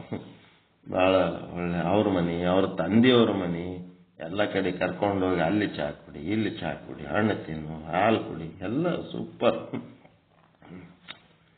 ನೆಕ್ಸ್ಟ್ ಪ್ರತ್ಯಕ್ಷ ಜ್ಞಾನ, ಪರೋಕ್ಷ ಜ್ಞಾನ ಅಂತ ಯಾವ ವಿಷಯ ಅಂಕದಾಗ ಯಾವ ವಿಷಯಾಂಕದಾಗ? 190ನೇ ವಿಷಯಾಂಕ. ಅದೇ ಸೇಮ್ ವಿಷಯಾಂಕ, ಚೇಂಜ್ ಇಲ್ಲ. 4ನೇ ತರಂಗ, 190ನೇ ವಿಷಯಾಂಕ. ಮತ್ತು ಅದರೊಳಗೇನು ವಿಷಯಾಂಕದಲ್ಲಿ ಏನು ವ್ಯತ್ಯಾಸ ಇಲ್ಲ.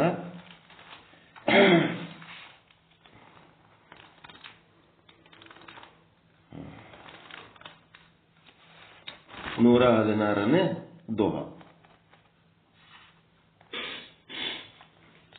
ಪ್ರತ್ಯಕ್ಷ ಜ್ಞಾನ, ಪರೋಕ್ಷ ಜ್ಞಾನ. ಇಲ್ಲಿ ಏನೆಲ್ಲ ಶಾಸ್ತ್ರ ಮತ್ತು ಗುರುವಾಕ್ಯಗಳ ಮೇಲೆ ನಂಬಿಕೆ ಇಟ್ಟು ಪರಮಾತ್ಮ ಒಬ್ಬನು ಇದ್ದಾನೆ ಅಂತ ತಿಳ್ಕೊಳ್ಳೋದು ಪರೋಕ್ಷ ಜ್ಞಾನ. ಮತ್ತ ಆ ದೇವರು ಬೇರೆ ಅಲ್ಲ, ಅದು ನಾನೇ ಅಂತ ತಿಳ್ಕೊಳ್ಳೋದು ಅಪರೋಕ್ಷ ಜ್ಞಾನ. ಇದೆಲ್ಲ ನಿಮಗೆ ಗೊತ್ತಿದ್ದದ್ದೇ ಆದ. ಇದರೊಳಗ ಗಟ್ಟಿಯಾಗಿ ತಿಳ್ಕೋಬೇಕಾಗಿದ್ದು ಏನಪ್ಪ ಅಂದ್ರೆ, ಬ್ರಹ್ಮ ಹೇಗಿದ್ದಾನೆ ಅಂದ್ರೆ ಬ್ರಹ್ಮನ ಯಥಾರ್ಥ ಜ್ಞಾನ. ಏನ್ ಮಾಡ್ಕೋತೀವಲ್ಲ, ಬ್ರಹ್ಮ ಹೇಗಿದ್ದಾನೆ? ಸದ್ರೂಪನಾಗಿದ್ದಾನೆ, ಚಿದ್ರೂಪನಾಗಿದ್ದಾನೆ, ಆನಂದ ರೂಪನಾಗಿದ್ದಾನೆ, ನಿತ್ಯ ರೂಪನಾಗಿದ್ದಾನೆ, ಪರಿಪೂರ್ಣ ರೂಪನಾಗಿದ್ದಾನೆ. ಈ ರೀತಿ ತಿಳ್ಕೊಳ್ಳೋದು. ಆಗಿದ್ದಾನೆ ಅಂದ್ರೆ ತನ್ನಿಂದ ಭಿನ್ನವಿಟ್ಟು ಬ್ರಹ್ಮ ಸಚ್ಚಿದಾನಂದ ರೂಪನು ಆಗಿದ್ದಾನೆ ಅಂತ ಅಂತಂದ್ರೆ ಬರೇ ಅನ್ನದಷ್ಟೇ ಅಲ್ಲ, ಇದನ್ನ ತಿಳ್ಕೊಂಡ್ರಿ ಅಂತಂದ್ರೆ ಏನಾಯ್ತು? ಬ್ರಹ್ಮ ಹೆಂಗದನ ಅಂತ ಬ್ರಹ್ಮನ ಲಕ್ಷಣಗಳನ್ನು ಯಥಾರ್ಥವಾಗಿ ನಿಮ್ಮಿಂದ ಭಿನ್ನವಿಟ್ಟು ತಿಳ್ಕೊಂಡ್ರ ಏನಾಯ್ತು? ಅದು ಪರೋಕ್ಷ ಜ್ಞಾನ. ಆದರೆ ಇದ್ದಾನೆ ಅನ್ನ ಶಾಬ್ದದ ಬದಲಿ ಸದ್ರೂಪ ಬ್ರಹ್ಮ ಇದ್ದೇನೆ, ನಾನೇ ಇದ್ದೇನೆ.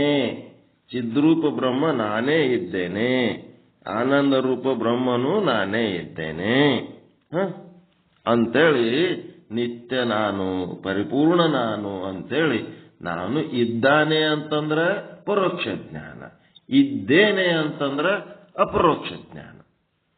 ಅಷ್ಟೇ ಇರೋದು ವ್ಯತ್ಯಾಸ. ಇದನ್ನು ತಿಳ್ಕೋರಿ ಅಂತ ಹೇಳ್ತಾರ. ಹೊರಗಿನ ವಿಷಯದ ಹಾಗೆ ನೀವು ಬ್ರಹ್ಮನನ್ನ ತಿಳ್ಕೊಂಡ್ರಿ, ಏನೋ ಒಂದು ಹೊರಗೆ ಇನ್ನೊಂದು ವಸ್ತು ಆದ ಅಂದಂಗ ಮಾತಾಡಿದ್ರಿ ಅಂತಂದ್ರೆ, ಇದ್ದಾನೆ ಅಂತಂದ್ರೆ ಅದು ಪರೋಕ್ಷ ಜ್ಞಾನ. ಇದ್ದೇನೆ, ನಾನೇ ಅದು ಇದ್ದೇನೆ ಅಂತಂದ್ರೆ ಅಪರೋಕ್ಷ ಜ್ಞಾನ. ನಾನು ಸದ್ರೂಪ ಬ್ರಹ್ಮನಿದ್ದೇನೆ, ನಾನು ಚಿದ್ರೂಪ ಬ್ರಹ್ಮನಿದ್ದೇನೆ, ನಾನು ಆನಂದ ರೂಪ ಬ್ರಹ್ಮನಿದ್ದೇನೆ. ಅದಕ್ಕೆ ಏನ್ ಮಾಡ್ಬೇಕಿದು?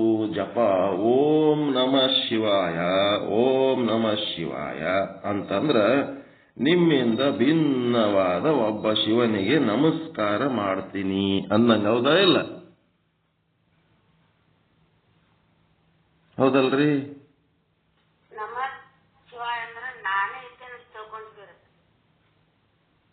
ನಮ ಅಂತಂದ್ರೆ ನಮಸ್ಕಾರ ಮಾಡ್ತೀರಿ ಅಂತಂದ್ರೆ, ನಮ ಅಂದ್ರೆ ನಮಸ್ಕಾರ.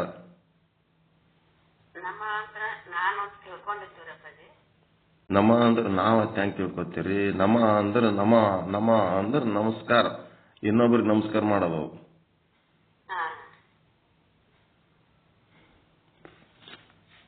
ನಮೋ ನಮೋ ಮಹಾದೇವಿ ಅಕ್ಕಂಗಳ ಶ್ರೀಪಾದಗಳಿಗೆ ನಮೋ ನಮೋ ಅಂತಾರ ಪುರದೇವರು. ಇದ್ರಾಗ ಸೋತ್ಬಿಟ್ಟು ಅನುಭವ ಮಂಟಪದಾಗ ನಮೋ ಅಂದ್ರೆ ನಮ ಅಂದ್ರೆ ನಮಸ್ಕಾರ. ನಮೋ ಅನ್ನೋನ ಈಗಿಂದ ಅರ್ಥ ಬೇರೆ ಆಗ್ಯದ. ಏನಾಗ್ಯದ? ನರೇಂದ್ರ ಮೋದಿ ಅಂತ ಆಗ್ಯದ. ನಮೋ ಅಂತಾರ.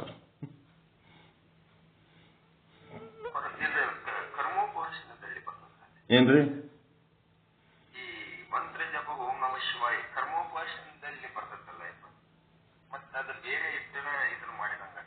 ಅದಕ್ಕೆ ಓಂ ನಮಃ ಶಿವಾಯ, ಓಂ ನಮಃ ಶಿವಾಯ. ಇದು ಜ್ಞಾನದ್ದು ಏನದಪ್ಪ ಅಂತಂದ್ರೆ, ಚಿದಾನಂದ ರೂಪ ಶಿವೋಹಂ ಶಿವೋಹಂ. ಇದೇ ಜಪ ಪ್ರಯತ್ನ. ಜ್ಞಾನದ ಜಪ ಯಾವದಪ್ಪ ಅಂದ್ರ ಚಿದಾನಂದ ರೂಪ ಶಿವೋಹಂ ಶಿವೋಹಂ. ಸತ್ಚಿತ್ತಾನಂದ ನಿತ್ಯ ಪರಿಪೂರ್ಣ ರೂಪನಾದ ಶಿವನೇ ನಾನಿದ್ದೇನೆ. ಇದು ಜಪ, ಜ್ಞಾನದ ಜಪ. ಇದು ಈ ಸ್ಥಿತಿ ಒಳಗೆ ಇರಬೇಕಾದ್ರೆ ಆ ಜಪ ಮಾಡಬೇಕು. ಯಾವಾಗ ನೀವು ಆತ್ಮಸ್ವರೂಪವನ್ನು ಮರಿತೀರಿ, ಜೀವ ಸ್ವರೂಪರಾಗಿ ವ್ಯವಹರಿಸ್ತೀರಿ, ಆ ಸಮಯದಲ್ಲಿ ನಿಮ್ಮಲ್ಲಿ ಏನಾಯ್ತಪ್ಪ, ವಿಕ್ಷೇಪ ದೋಷ ಆಯ್ತು. ವಿಕ್ಷೇಪ ದೋಷ ಕಳ್ಕೊಳ್ಳಕ ನೀವೇನ್ ಮಾಡ್ಬೇಕು? ಚಿದಾನಂದ ರೂಪ ಶಿವೋಹಂ ಶಿವೋಹಂ. ನಾನು ಶಿವ ಅದೀನಿ, ಜೀವನಾಗಿ ವ್ಯವಹರಿಸಿಬಿಟ್ನೆಲ್ಲ, ತಪ್ಪಾಯ್ತು. ವಿಕಾರ ಆಗುವ ಸಮಯ, ಕಾಮ ಕ್ರೋಧ ಲೋಭ ಮೋಹ ವಿಕಾರ ಆಗುವ ಸಮಯ ಬಂದಾಗ ನಾನು ನನ್ನ ಚಿದಾನಂದ ರೂಪ ಶಿವನನ್ನ ಮರೆತು ನಾನು ಜೀವನಾಗಿ ಈ ರೀತಿ ವಿಕಾರಿಯಾದೆ. ನಾನು ನಿರ್ವಿಕಾರಿಯಾಗಿದ್ದೇನೆ. ಚಿದಾನಂದ ರೂಪ ಶಿವೋಹಂ ಶಿವೋಹಂ. ಚಿದ್ರೂಪ ಬ್ರಹ್ಮ, ನಾನು ಬ್ರಹ್ಮನಿದ್ದೇನೆ. ಮತ್ತೆ ಎದುರು ಸಿಕ್ಕದ್ದು ಯಾವುದು? ಕಣ್ಣಿಗೆ ಕಾಣುವ ದೃಶ್ಯ, ಅದು ಕೂಡ ಬ್ರಹ್ಮ. ನಾನು ಬ್ರಹ್ಮನಿದ್ದೇನೆ ಮತ್ತು ನನ್ನ ಕಣ್ಣಿಗೆ ಕಾಣುವ ದೃಶ್ಯವೂ ಬ್ರಹ್ಮ. ಅದನ್ನು ಬಿಟ್ಟು ನಾನು ಒಂದು ವ್ಯಕ್ತಿ, ನಾಮ ರೂಪ ಗುಣ ಸ್ವಭಾವ ಕರ್ಮ ಕ್ರಿಯೆಗಳನ್ನು ನೋಡಿ ನಾನು ಆ ವಸ್ತುವನ್ನ ಬ್ರಹ್ಮ ಅನ್ನೋದು ಮರೆತು ಬೇರೆ ಏನೋ ತಿಳ್ಕೊಂಡ್ಬಿಟ್ನಲ್ಲಪ್ಪ, ತಪ್ಪಾಯ್ತು. ಚಿದಾನಂದ ರೂಪ ಶಿವೋಹಂ ಶಿವೋಹಂ. ಸರ್ವಂ ಬ್ರಹ್ಮ ಅಸ್ತಿ, ಅಹಂ ಬ್ರಹ್ಮ ಅಸ್ಮಿ, ಸರ್ವಂ ಬ್ರಹ್ಮ ಅಸ್ತಿ. ಇದನ್ನ ಬಿಟ್ಟು ನಾ ಬೇರೆ ಏನೇನೋ ನಾಮರೂಪಾದಿಗಳನ್ನು ನೋಡಿಬಿಟ್ನೇದಪ್ಪ. ಇದೇ ಪಾಪ. ನನ್ನನ್ನು ನಾನು ನಾಮರೂಪಗಳಿಂದ ಗುರುತಿಸಿಕೊಳ್ಳೋದು, ವಿಶ್ವದ ಇತರ ವಸ್ತುಗಳನ್ನ ವ್ಯಕ್ತಿಗಳನ್ನ ನಾಮರೂಪಾದಿಗಳಿಂದ ಗುರುತಿಸಿ ಭಿನ್ನ ಭಾವ ತಾಳದು, ಈ ಒಂದು ಅಜ್ಞಾನದ ಅನುಭವ ಏನದಲ್ಲ, ಇದೇ ಪಾಪ. ಅಜ್ಞಾನವೇ ಪಾಪ. ಎಲ್ಲವೂ ಬ್ರಹ್ಮಮಯ, ನಾನು ಬ್ರಹ್ಮ, ಎಲ್ಲ ಬ್ರಹ್ಮ ಅಂತ ತಿಳ್ಕೊಳ್ಳೋದೇ ಪುಣ್ಯ. ಜ್ಞಾನದ ಪಾಪ, ಜ್ಞಾನದ ಪುಣ್ಯ ಅನ್ನೋದು ಇಲ್ಲ. ಯಾವುದೋ ಒಂದು ಪ್ರಸಂಗಕ್ಕೆ ದುಃಖ ಆಗ್ತದ. ದುಃಖ ಆದತ್ನಾಗ ನಾವು ಜಪ, ಅಂತಃಕರಣ ಏನಾಗ್ಯದ? ಮಲೀನ ಆಗ್ಯದ. ಅಂತಃಕರಣ ಚಂಚಲ ಆಗಿದ್ದಕ್ಕ ಏನಾಯ್ತು? ದುಃಖ ಆಯ್ತು. ಅದೇ ಕ್ಷಣದಾಗ ನಮ್ಮದು ಜಪ ಚೆನ್ನಾಗಿ ಇತ್ತು. ಜಪದ ಬಲ ಏನು? ಚಿದಾನಂದ ರೂಪ ಶಿವೋಹಂ ಶಿವೋಹಂ. ನಾನು ಚಿದಾನಂದ ರೂಪ ಶಿವನಾಗಿ ಅಜ್ಞಾನಿಗಾಗಿ ಅಳ್ಳಕತ್ತೀನಲ್ಲಪ್ಪ. ಈ ಜಪ ಏನು ದವಾಖಾನಿಗೆ ಹೋದೆವು, ಆರೋಗ್ಯ ಔಷಧ ತಗೊಂಡ್ರು ಆರಾಮಾಗ್ತಾ ಇಲ್ಲ. ಮತ್ತಿನ್ಯಾವುದೋ ಒಂದು ಸಮಯಕ್ಕೆ ಈ ಶರೀರ ಇವತ್ತು ಕಳ್ಕೊಳ್ಳೋದು, ನಾಳೆ ಕಳ್ಕೊಳ್ಳೋದು, ಯಾವುದೋ ಒಂದು ಸಾರಿ ಶರೀರ ಕಳ್ಕೊತೀವಿ. ಆ ಶರೀರ ಹೋದ್ರೂ ನನಗೇನಾಯ್ತು? ನಾನು ನಿತ್ಯ ರೂಪ ಬ್ರಹ್ಮ ಅದೀನಿ. ಚಿದಾನಂದ ರೂಪ ಶಿವೋಹಂ ಶಿವೋಹಂ. ನಿತ್ಯ ರೂಪ ಬ್ರಹ್ಮ ನಾನಿದ್ದೇನೆ. ಬರೇ ಚಿದಾನಂದ ಸತ್ಚಿತ್ ಆನಂದ ಅಷ್ಟೇ ಅಲ್ಲ, ನಿತ್ಯ ಪರಿಪೂರ್ಣ ರೂಪ ಶಿವೋಹಂ ಶಿವೋಹಂ.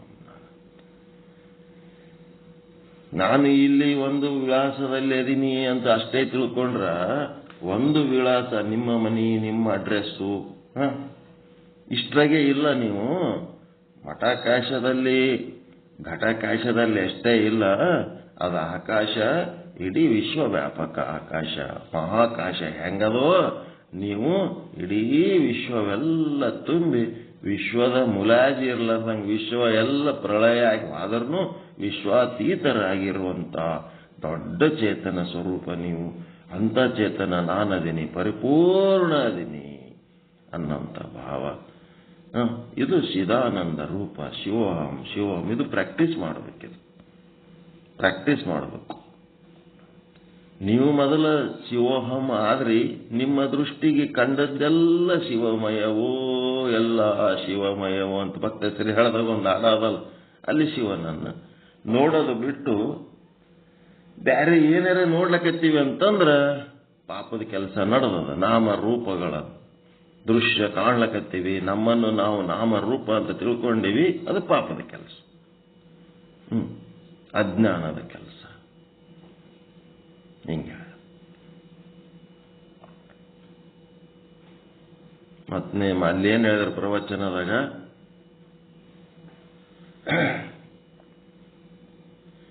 ಈ ಯಾರೇ ಸತ್ರ ಅಂತಂದ್ರೆ ವೈಕುಂಠ ವಾಸಿಗಳಾದರು, ಕೈಲಾಸ ವಾಸಿಗಳಾದರು. ಕೈಲಾಸ ವಾಸಿಗಳು ಆಗದು ಒಳ್ಳೇದ ಕೆಟ್ಟದ? ವೈಕುಂಠ ವಾಸಿಗಳಾಗಿದ್ದು ಒಳ್ಳೇದ ಕೆಟ್ಟದ್ರಿ?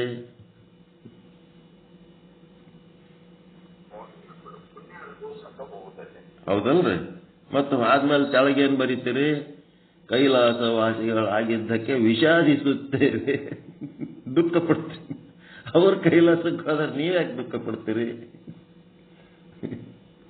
ಚಲೋನೆ ಮಾಡ್ಯಾರಲ್ಲ, ಮತ್ತೆ ಕೈಲಾಸಕ್ಕೆ ಹೋಗ್ಯಾರ ಅಂತೇಳಿ ಒಳ್ಳೆ ಕೆಲಸನೇ ಮಾಡ್ಯಾರ, ನೀವ್ಯಾಕೆ ದುಃಖ ಪಡ್ತೀರ ಅವ್ರು ಹೋಗಿದ್ದಕ್ಕೆ?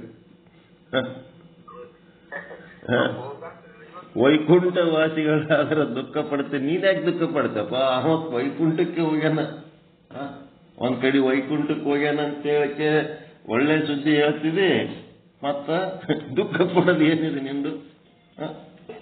ನೀನು ದುಃಖಕ್ಕೇನ್ರಿ ಅರ್ಥ ಅಲ್ಲ?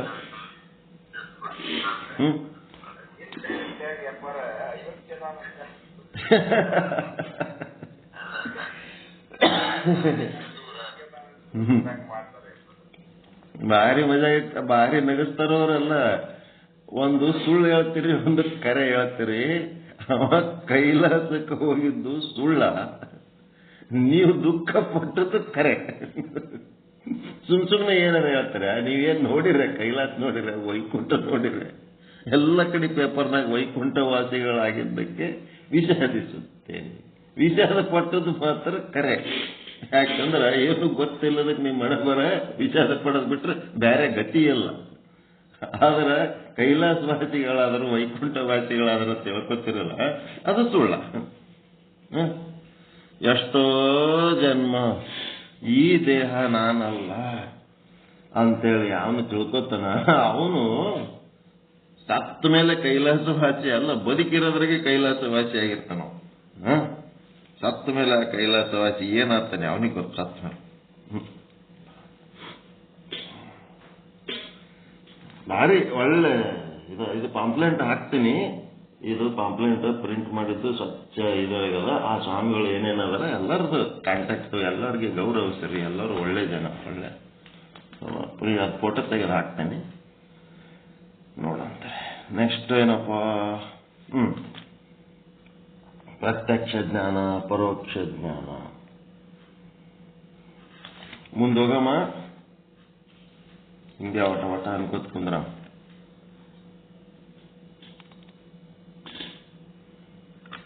ಮುಂದೆ ಹೋಗಮ್ಮ, ಸಾಕ?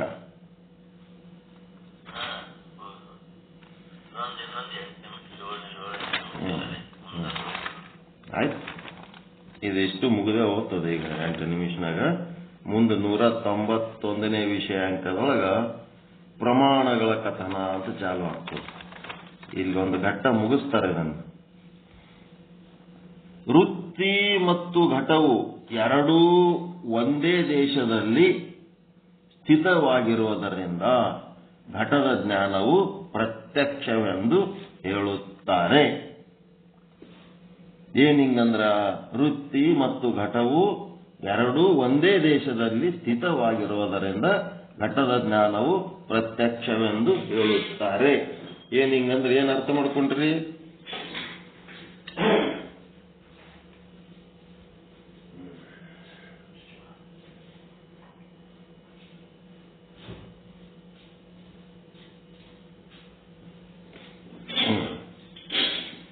ಈಗ ನಮ್ಮ ಅಂತಃಕರಣ ವೃತ್ತಿಯು ಘಟಕ್ಕೆ ಹೋಗಿ ಸಂಬಂಧವಾಗಿದೆ.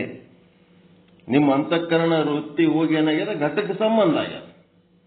ಅದರ ಅರ್ಥ ಏನು? ವೃತ್ತಿ ಮತ್ತು ಘಟ ಎರಡು ಒಂದೇ ದೇಶದಲ್ಲಿ ಸ್ಥಿತವಾಗ್ಯಾವ ಅಂತಂದ್ರೆ ನಿಮ್ಮ ವೃತ್ತಿ, ಅಂತಃಕರಣ ವೃತ್ತಿ ಒಳಗಿತ್ತು, ಘಟ ಹೊರಗಿತ್ತು. ಆ ಹೊರಗಿರೋ ಘಟದಲ್ಲಿ ನಿಮ್ಮ ವೃತ್ತಿ ಹೋಗ್ಯದಲ್ಲ, ಹೌದಿಲ್ಲ? ಹೀಗಾಗಿ ಎರಡು ಒಂದೇ ದೇಶದಾಗ ಅದಾವ. ಸಂಬಂಧವಾಗಿದೆ. ಒಂದೇ ದೇಶದಲ್ಲಿ ವೃತ್ತಿಯೂ ಇದೆ ಮತ್ತು ಘಟವೂ ಇದೆ. ಇಂಥ ಜ್ಞಾನಕ್ಕೆ ಪ್ರತ್ಯಕ್ಷ ಜ್ಞಾನ ಎನ್ನುತ್ತಾರೆ. ಅಲ್ಲಿ ನಿಮ್ಮ ವೃತ್ತಿ ಹೋಗಿ ಘಟಕ್ಕೆ ಸಂಬಂಧ ಹೊಂದಿದ್ದಕ್ಕೆ ನಿಮಗೆ ಇದು ಘಟ ಅಂತೇಳಿ ಅರ್ಥ ಆಯ್ತು. ಇದಕ್ಕೇನಂತಾರ ಪ್ರತ್ಯಕ್ಷ ಜ್ಞಾನ. ಪ್ರತ್ಯಕ್ಷ ಜ್ಞಾನ ಎಲ್ಲಿ ವೃತ್ತಿ ಮತ್ತು ಘಟ ಒಂದೇ ಕಡೆ ಸ್ಥಿತ ಆಗ್ತವ ಅದಕ್ಕೆ ಪ್ರತ್ಯಕ್ಷ ಜ್ಞಾನ ಅಂತಾರೆ. ಅಂದ್ರೆ ವೃತ್ತಿ ಉಪಹಿತ ಚೇತನ ಮತ್ತು ವಿಷಯ ಉಪಹಿತ ಚೇತನ ಎರಡು ಏನಾಗ್ಯಾವ? ಸಂಗಮ ಆಗ್ಯಾವ. ಸುಮ್ಮನೆ ಕೂಡಲ ಸಂಗಮದಾಗ ಹೋಗಿ ಆ ನದಿಯಾಗ ಮುಣಿಗಿ ಆಯ್ತು ಶರಣ ಮೇಳ ಮಾಡೀನಿ ಅಂತೇಳಿ ಬರ್ತಿರಲ್ಲ, ಆ ಕೂಡಲ ಸಂಗಮದ್ದಲ್ಲ. ಇಲ್ಲಿ ಬೇಕಾಗಿರೋದು ಏನಾಗಬೇಕಾಗ್ಯದ? ವೃತ್ತಿ ಉಪಹಿತ ಚೇತನ ಮತ್ತು ವಿಷಯ ಉಪಹಿತ ಚೇತನ ಅಂದ್ರೆ ಪ್ರಮೇಯ ಚೇತನ. ಮತ್ತೆ ವೃತ್ತಿ ಉಪಹಿತ ಚೇತನ ಅಂದ್ರೆ ಪ್ರಮಾಸ ಚೇತನ. ಇವು ಏನಾಗಬೇಕು? ಎರಡು ಅಭೇದ ಆಗ್ಬೇಕು. ಇದನ್ನೇ ಕೂಡಲ ಸಂಗಮ ಅನ್ನೋದು. ನಿಮ್ಮ ವೃತ್ತಿ ಅದಲ್ಲ, ಅದರೊಳಗಿನ ಉಪಹಿತ ಚೇತನ ಅದಿಲ್ರಿ. ಮತ್ತ ಆ ಕಡೆ ವಿಷಯ ಘಟ ಪಟಾದಿಗಳು, ರಜ್ಜುವಾದಿಗಳು ಮತ್ತೆ ಶುಕ್ತಿಗಳು, ಆ ವಿಷಯಗಳಲ್ಲಿ ಕೂಡ ಉಪಹಿತ ಚೇತನದ.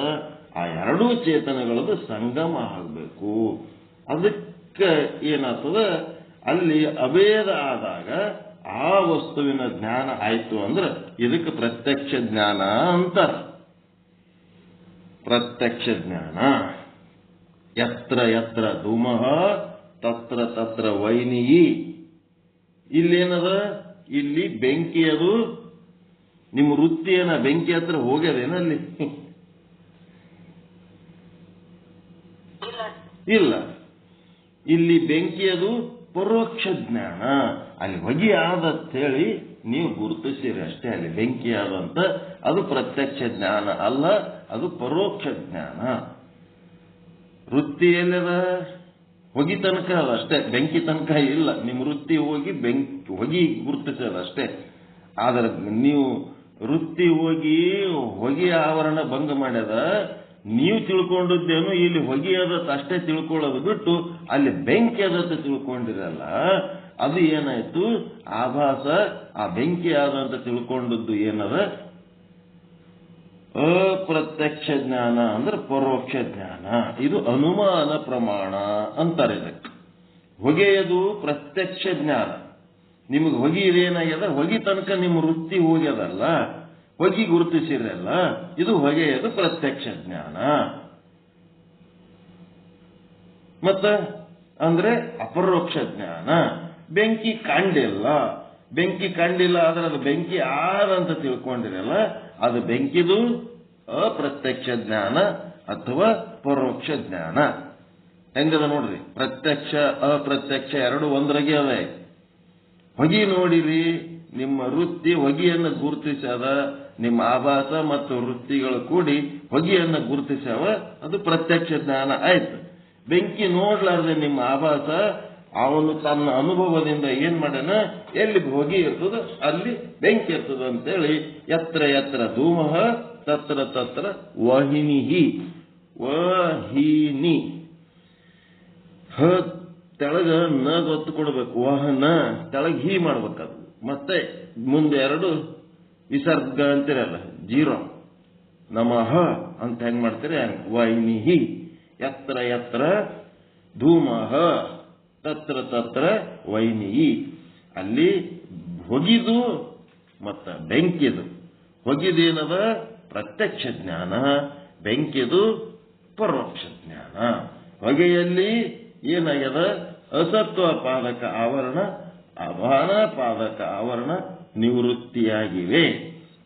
ಬೆಂಕಿಯಲ್ಲಿ ಅಸತ್ವ ಪಾದಕ ಆವರಣ ಮಾತ್ರ ನಿವೃತ್ತಿಯಾಗಿದೆ, ಅಭಾನ ಪಾದಕ ಇನ್ನೂ ಇದೆ.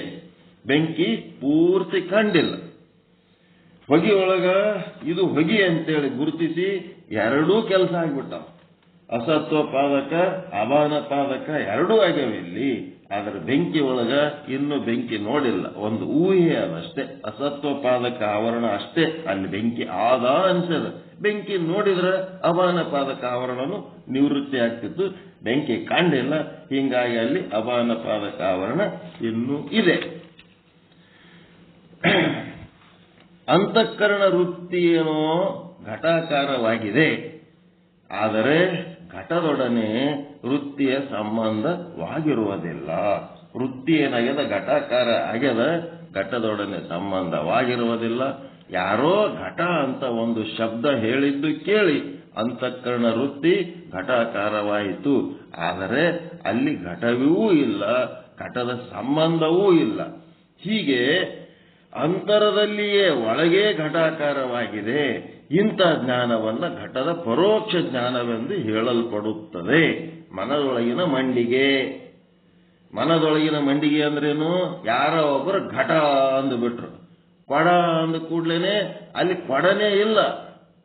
ನಿಮ್ಮ ಅಂತಃಕರಣ ಏನಾಯ್ತು? ಕೊಡ ಅಂದ್ರೆ ಅರ್ಥ ಮಾಡ್ಕೋಬೇಕಾದ್ರೆ ಅದು ಏನ್ ಮಾಡಬೇಕು? ಕೊಡದ ಆಕಾರ ತಾಳಬೇಕು. ನಿಮ್ಮ ವೃತ್ತಿ ಕೊಡದ ಆಕಾರ ತಾಳ್ಯದ, ಆದ್ರೆ ಘಟನೆ ಇಲ್ಲ, ಘಟದ ಸಂಬಂಧನೂ ಇಲ್ಲ. ನಿಮ್ಮೊಳಗೆ ನೀವು ಘಟ ಅಂತ ಏನ್ ತಿಳ್ಕೊತೀರಿ, ಅಲ್ಲಿ ವಿಷಯ ಮತ್ತು ವೃತ್ತಿ ಒಂದೇ ದೇಶದಲ್ಲಿ ಇಲ್ಲ. ವಿಷಯ ಎಲ್ಲೋ ಅದ, ಘಟ ಎಲ್ಲದೋ ಏನೋ ಗೊತ್ತಿಲ್ಲ, ಆದರೆ ನಿಮ್ಮ ವೃತ್ತಿ ಮಾತ್ರ ಘಟದ ಆಕಾರ ಆಗ್ಯದಲ್ಲ. ಇದಕ್ಕೇನಂತರ ಪರೋಕ್ಷ ಜ್ಞಾನ, ಪರೋಕ್ಷ ಜ್ಞಾನ ಅಂತ. ಯಾವಾಗ ಹೊರಗ ಘಟ ಇದ್ದು ನಿಮ್ಮ ವೃತ್ತಿ ಹೋಗಿ ಆ ಘಟದೊಡನೆ ಸಂಬಂಧ ಹೊಂದಿ ವೃತ್ತಿ ಮತ್ತು ವಿಷಯ ಸಂಗಮ ಆಯ್ತು ಅಂತಂದ್ರೆ ಅದು ಅಪರೋಕ್ಷ ಜ್ಞಾನ. ಅಲ್ಲಿ ವಿಷಯನೇ ಇಲ್ಲ, ಸುಮ್ಮನೆ ನಿಮ್ಮೊಳಗೆ ನೀವು ಘಟ ಅಂತ ತಿಳ್ಕೊಂಡು ಘಟದ ಆಕಾರ ನಿಮ್ಮ ವೃತ್ತಿ ತಾಳ್ತಂದ್ರೆ ಅದು ಪರೋಕ್ಷ ಜ್ಞಾನ, ಅಪ್ರತ್ಯಕ್ಷ ಜ್ಞಾನ. ವೃತ್ತಿ ಅವಚ್ಛಿನ್ನ ಚೇತನ, ವೃತ್ತಿ ಅವಚ್ಛಿನ್ನ ಚೇತನ ಅಂದ್ರೆ ರೂಪ ಐತೈತೆ, ಮತ್ತು ವಿಷಯ ಅವಚ್ಛಿನ್ನ ಚೇತನ ಅಭೇದವಾಗಿದ್ರೆ ಅದು ಪ್ರತ್ಯಕ್ಷ ಜ್ಞಾನ. ವೃತ್ತಿ ಅವಚ್ಛಿನ್ನ ಚೇತನ ಮತ್ತು ವಿಷಯ ಅವಚ್ಛಿನ್ನ ಚೇತನಗಳು ಅಭೇದವಾಗದೆ ಜ್ಞಾನವಾದರೆ ಅದು ಪರೋಕ್ಷ ಜ್ಞಾನ ಎನ್ನಿಸಿಕೊಳ್ಳುತ್ತದೆ. ಇದೂ ಘಟವಿರುತ್ತದೆ ಎಂಬುವುದು ಅಪರೋಕ್ಷ ಜ್ಞಾನ. ಅದರದು ಆಕಾರವಿರುತ್ತದೆ. ಇದು ಹಿಂಗಿರ್ತದಂತೆ, ಅದಕ್ಕೊಂದು ಆಕಾರ ಅದ. ದಿಸ್ ಈಸ್, ಇದು ಇದೆ ಅಂತ. ಇದಂ ಈಸ್, ಇಟ್, ದೇ, ಇವೆಲ್ಲ ಬರ್ತಾವ. ಇಲ್ಲದೆ, ಇವು ಯಾವ ಇಲ್ಲದೆ ಕೇವಲ ಘಟವಿರುತ್ತದೆ ಎಂಬುದು ಏನಾಗ್ತದಲ್ಲ ಪರೋಕ್ಷ ಜ್ಞಾನ. ಆದ್ರೆ ಅಪರೋಕ್ಷ ಪರೋಕ್ಷ ಸಂಬಂಧಿ ಶಬ್ದ ದಿಸ್, ಈಸ್, ಸ್ಟೋನು, ಹೀಗೆಲ್ಲ ದೃಷ್ಟಾಂತಗಳು ಬರ್ತಾವ. ಈ ದಿಸ್ ಅಂದ್ರೆ ಇದು, ಇದು ಅಂತಂದ್ರೇನು? ಅಪರೋಕ್ಷ ಪರೋಕ್ಷ ಸಂಬಂಧಿ ಶಬ್ದ ಇದು. ಅಪರೋಕ್ಷಕ್ಕ ಪರೋಕ್ಷಕ್ಕ ಸಂಬಂಧ ಮಾಡ್ತದೆ. ಈಸ್, ಈಸ್ ಅಂತ ಏನಂತಿರಲ್ಲ, ಇದು ಏನಂತಂದ್ರ ಇದೇ ಇದೆ ಇದೆ ಅಂತಿರಲ್ಲ, ಇದು ಏನಂದ್ರ ಚೇತನ ಸಂಬಂಧಿ ವಿಷಯ, ಅದು ಜ್ಞಾನ ಸಂಬಂಧಿ ವಿಷಯ, ಇದು ಚೇತನ ಸಂಬಂಧಿ ವಿಷಯ. ಕಲ್ಲು, ಇದು ಕಲ್ಲು ಇದೆ. ಈ ಶಬ್ದ ತಗೋರ್ಗೆ ಇಂಗ್ಲಿಷ್ ಬಿಡಮ್. ಇದು ಕಲ್ಲು ಇದೆ, ಟೈಮ್ ಆಗಿರ್ಬೇಕು, ಸಾಕು. ಇದು ದೃಷ್ಟಾಂತ ತಗೊಂಡು ನಾಳೆಗೆ ಪ್ರತ್ಯಕ್ಷ ಅಪ್ರತ್ಯಕ್ಷ ಮಾಡೋಣ. ಇದು ಕಲ್ಲು ಇದೆ ಅಂತೇಳಿ ಎಷ್ಟು ಶಬ್ದ ಅದಾವ ಇಲ್ಲಿ? ಇದು ಕಲ್ಲು ಇದೆ, ಮೂರು ಶಬ್ದ. ಇದು ಅದು ಏನಂತೀವಲ್ಲ, ದಿಸ್ ದ್ಯಾಟ್, ಇವೇನಂತೀವಲ್ಲ, ಈಸು, ಇಟ್ಟು, ದೇ, ದ್ಯಾಟ್, ಅದು, ಇದು, ಅವರು, ಇವರು. ಇದು ಏನ್ ಶಬ್ದ ಅಂತಂದ್ರೆ ಪರೋಕ್ಷ ಅಪರೋಕ್ಷ ಸಂಬಂಧಿ ಶಬ್ದ. ಇದು ಪರೋಕ್ಷ ಜ್ಞಾನ ಅಪರೋಕ್ಷ ಜ್ಞಾನ ಆಗದು. ಇದು ಅದು ಅವರು ಇವರು ಅಂತೀವಲ್ಲ, ಇದು ಪರೋಕ್ಷ ಅಪರೋಕ್ಷ ಜ್ಞಾನ ಆಗದು. ನೆಕ್ಸ್ಟ್ ಇದೆ, ಇದ್ದಾನೆ, ಇದ್ದಾಳೆ, ಇದ್ದಾರೆ, ಇರುವಿಕೆ ಅದಲ್ಲ. ಅದು ಏನದಪ್ಪ ಅಂತಂದ್ರೆ ಚೇತನ ಸಂಬಂಧ. ಚೈತನ್ಯಕ್ಕೆ ಸಂಬಂಧ. ಇದ್ದಾಳೆ, ಇದ್ದಾನೆ, ಇದ್ದಾರೆ, ಇದೆ. ಅದು ಇರುವಿಕೆ ಯಾರದದು? ಬ್ರಹ್ಮಂದ ಇರುವಿಕೆ. ಅದು ಏನು? ಚೈತನ್ಯಕ್ಕೆ ಸಂಬಂಧಪಟ್ಟಂತ ಶಬ್ದ. ಮತ್ತೆ ಏನದ? ಕಲ್ಲದ, ಮಣ್ಣದ, ಒಬ್ಬ ವ್ಯಕ್ತಿ ಅದನ. ಅದೇನಂದ್ರ ನಾಮರೂಪಗಳಿಂದ ಗುರುತಿಸ್ತೀವಲ್ಲ, ಅದು ಜಡ ವಸ್ತುವಿಗೆ ಸಂಬಂಧಪಟ್ಟಂಥದ್ದು. ನಾಮ ರೂಪಾದಿಗಳು, ನಾಮ ರೂಪ ಕ್ರಿಯೆ ಏನಿರ್ತದ ಅದು ಜಡ ವಸ್ತುವಿಗೆ ಸಂಬಂಧಪಟ್ಟದ್ದು. ಈ ರೀತಿ ನಾಳೆ ಇನ್ನು ಡಿಟೇಲ್ ಆಗಿ ಹೇಳೋಣ. ಇದು ಪ್ರತ್ಯಕ್ಷ ಜ್ಞಾನ, ಪರೋಕ್ಷ ಜ್ಞಾನ ಅನ್ನೋದ್ರ ಬಗ್ಗೆ ಚಂದ ಇದನ್ನ ತಿಳ್ಕೊಂಡ್ರಿ ಅಂದ್ರೆ ಮುಂದೆ ನೀವು ಏನ್ ಮಾಡ್ಲಿಕ್ಕೆ ಸಾಧ್ಯ ಅದ ಅಂತಂದ್ರೆ ಪ್ರಮಾಣಗಳ ಕಥನ. ಈ ಪ್ರಮಾಣಗಳ ಕಥನ ಯಾರ ಚಂದ ತಿಳ್ಕೊತೀರಿ, ನಿಮ್ಗ ಏನ್ ಹತ್ತದಪ್ಪ ಅಂದ್ರೆ ವೃತ್ತಿ ಪ್ರಭಾಕರ ತಿಳ್ಕೊಳ್ಳೋಂತ ಶಕ್ತಿ ಬರ್ತದ. ವಿಚಾರ ಚಂದ್ರೋದಯ ತಿಳ್ಕೊಳ್ಳೋದ್ರಿಂದ ಇಲ್ಲಿ ತನಕ ವಿಚಾರ ಸಾಗರ ಚಂದ ತಿಳ್ಕೊಂಡ್ರಿ. ಇನ್ನು ಮುಂದಿನ ಪಾಠ ಪ್ರಮಾಣಗಳ ಕಥನವನ್ನ ನೀವು ಮಾಡೋದ್ರಿಂದ ಏನಾಗ್ತಂದ್ರೆ ವೃತ್ತಿ ಪ್ರಭಾಕರವನ್ನ ಓದುವಂತ ಶಕ್ತಿ ಬರ್ತದೆ. ಫೌಂಡೇಶನ್ ಕೋರ್ಸ್ ಅದು. ವೃತ್ತಿ ಪ್ರಭಾಕರದಾಗ ಏನಿಲ್ಲ, 6 ಪ್ರಮಾಣಗಳದಾವ ಅಷ್ಟೇ. ಆ ಪ್ರಮಾಣಗಳನ್ನೇ ಡೀಟೇಲ್ ಆಗಿ ಸ್ಟಡಿ ಮಾಡ್ತಾರೆ. ಅದನ್ನ ನಿಮಗೆ ಫೌಂಡೇಶನ್ದೊಳಗ ಇಲ್ಲಿ ಪ್ರಮಾಣಗಳ ಕಥನ ಕಲಿಸ್ತಾರೆ. ಕಲಿಸಿದ ಮೇಲೆ ನೀವು ವೃತ್ತಿ ಪ್ರಭಾಕರ ಹಿಡ್ಕೊಂಡು ಆರಾಮ್ ಓದ್ಬೋದು. ಹಿಂಗ ಅದಕ್ಕೆ ಉಳಿದು ಇದರ ಮುಂದಿನ ಭಾಗ ನಾಳೆ ಹೇಳೋಣ. ಎಲ್ಲರಿಗೂ ಒಳಿತಾಗಲಿ, ಎಲ್ಲರಿಗೂ ಶುಭವಾಗಲಿ. ಪರಮಾನಂದ ಪ್ರಾಪ್ತಿ ಭವ, ಸರ್ವ ದುಃಖ ನಿವೃತ್ತಿ ಭವ, ಇಷ್ಟಾರ್ಥ ಸಿದ್ಧಿರಸ್ತು. ಯಶಸ್ವಿ ಭವ, ಯಶಸ್ವಿ ಭವ. ಓಂ ಶಾಂತಿ ಶಾಂತಿ ಶಾಂತಿ. ಎಲ್ಲರಿಗೂ ಶರಣು ಶರಣಾರ್ಥಿ. ಎಲ್ಲರಿಗೂ ಶರಣು ಶರಣಾರ್ಥಿ.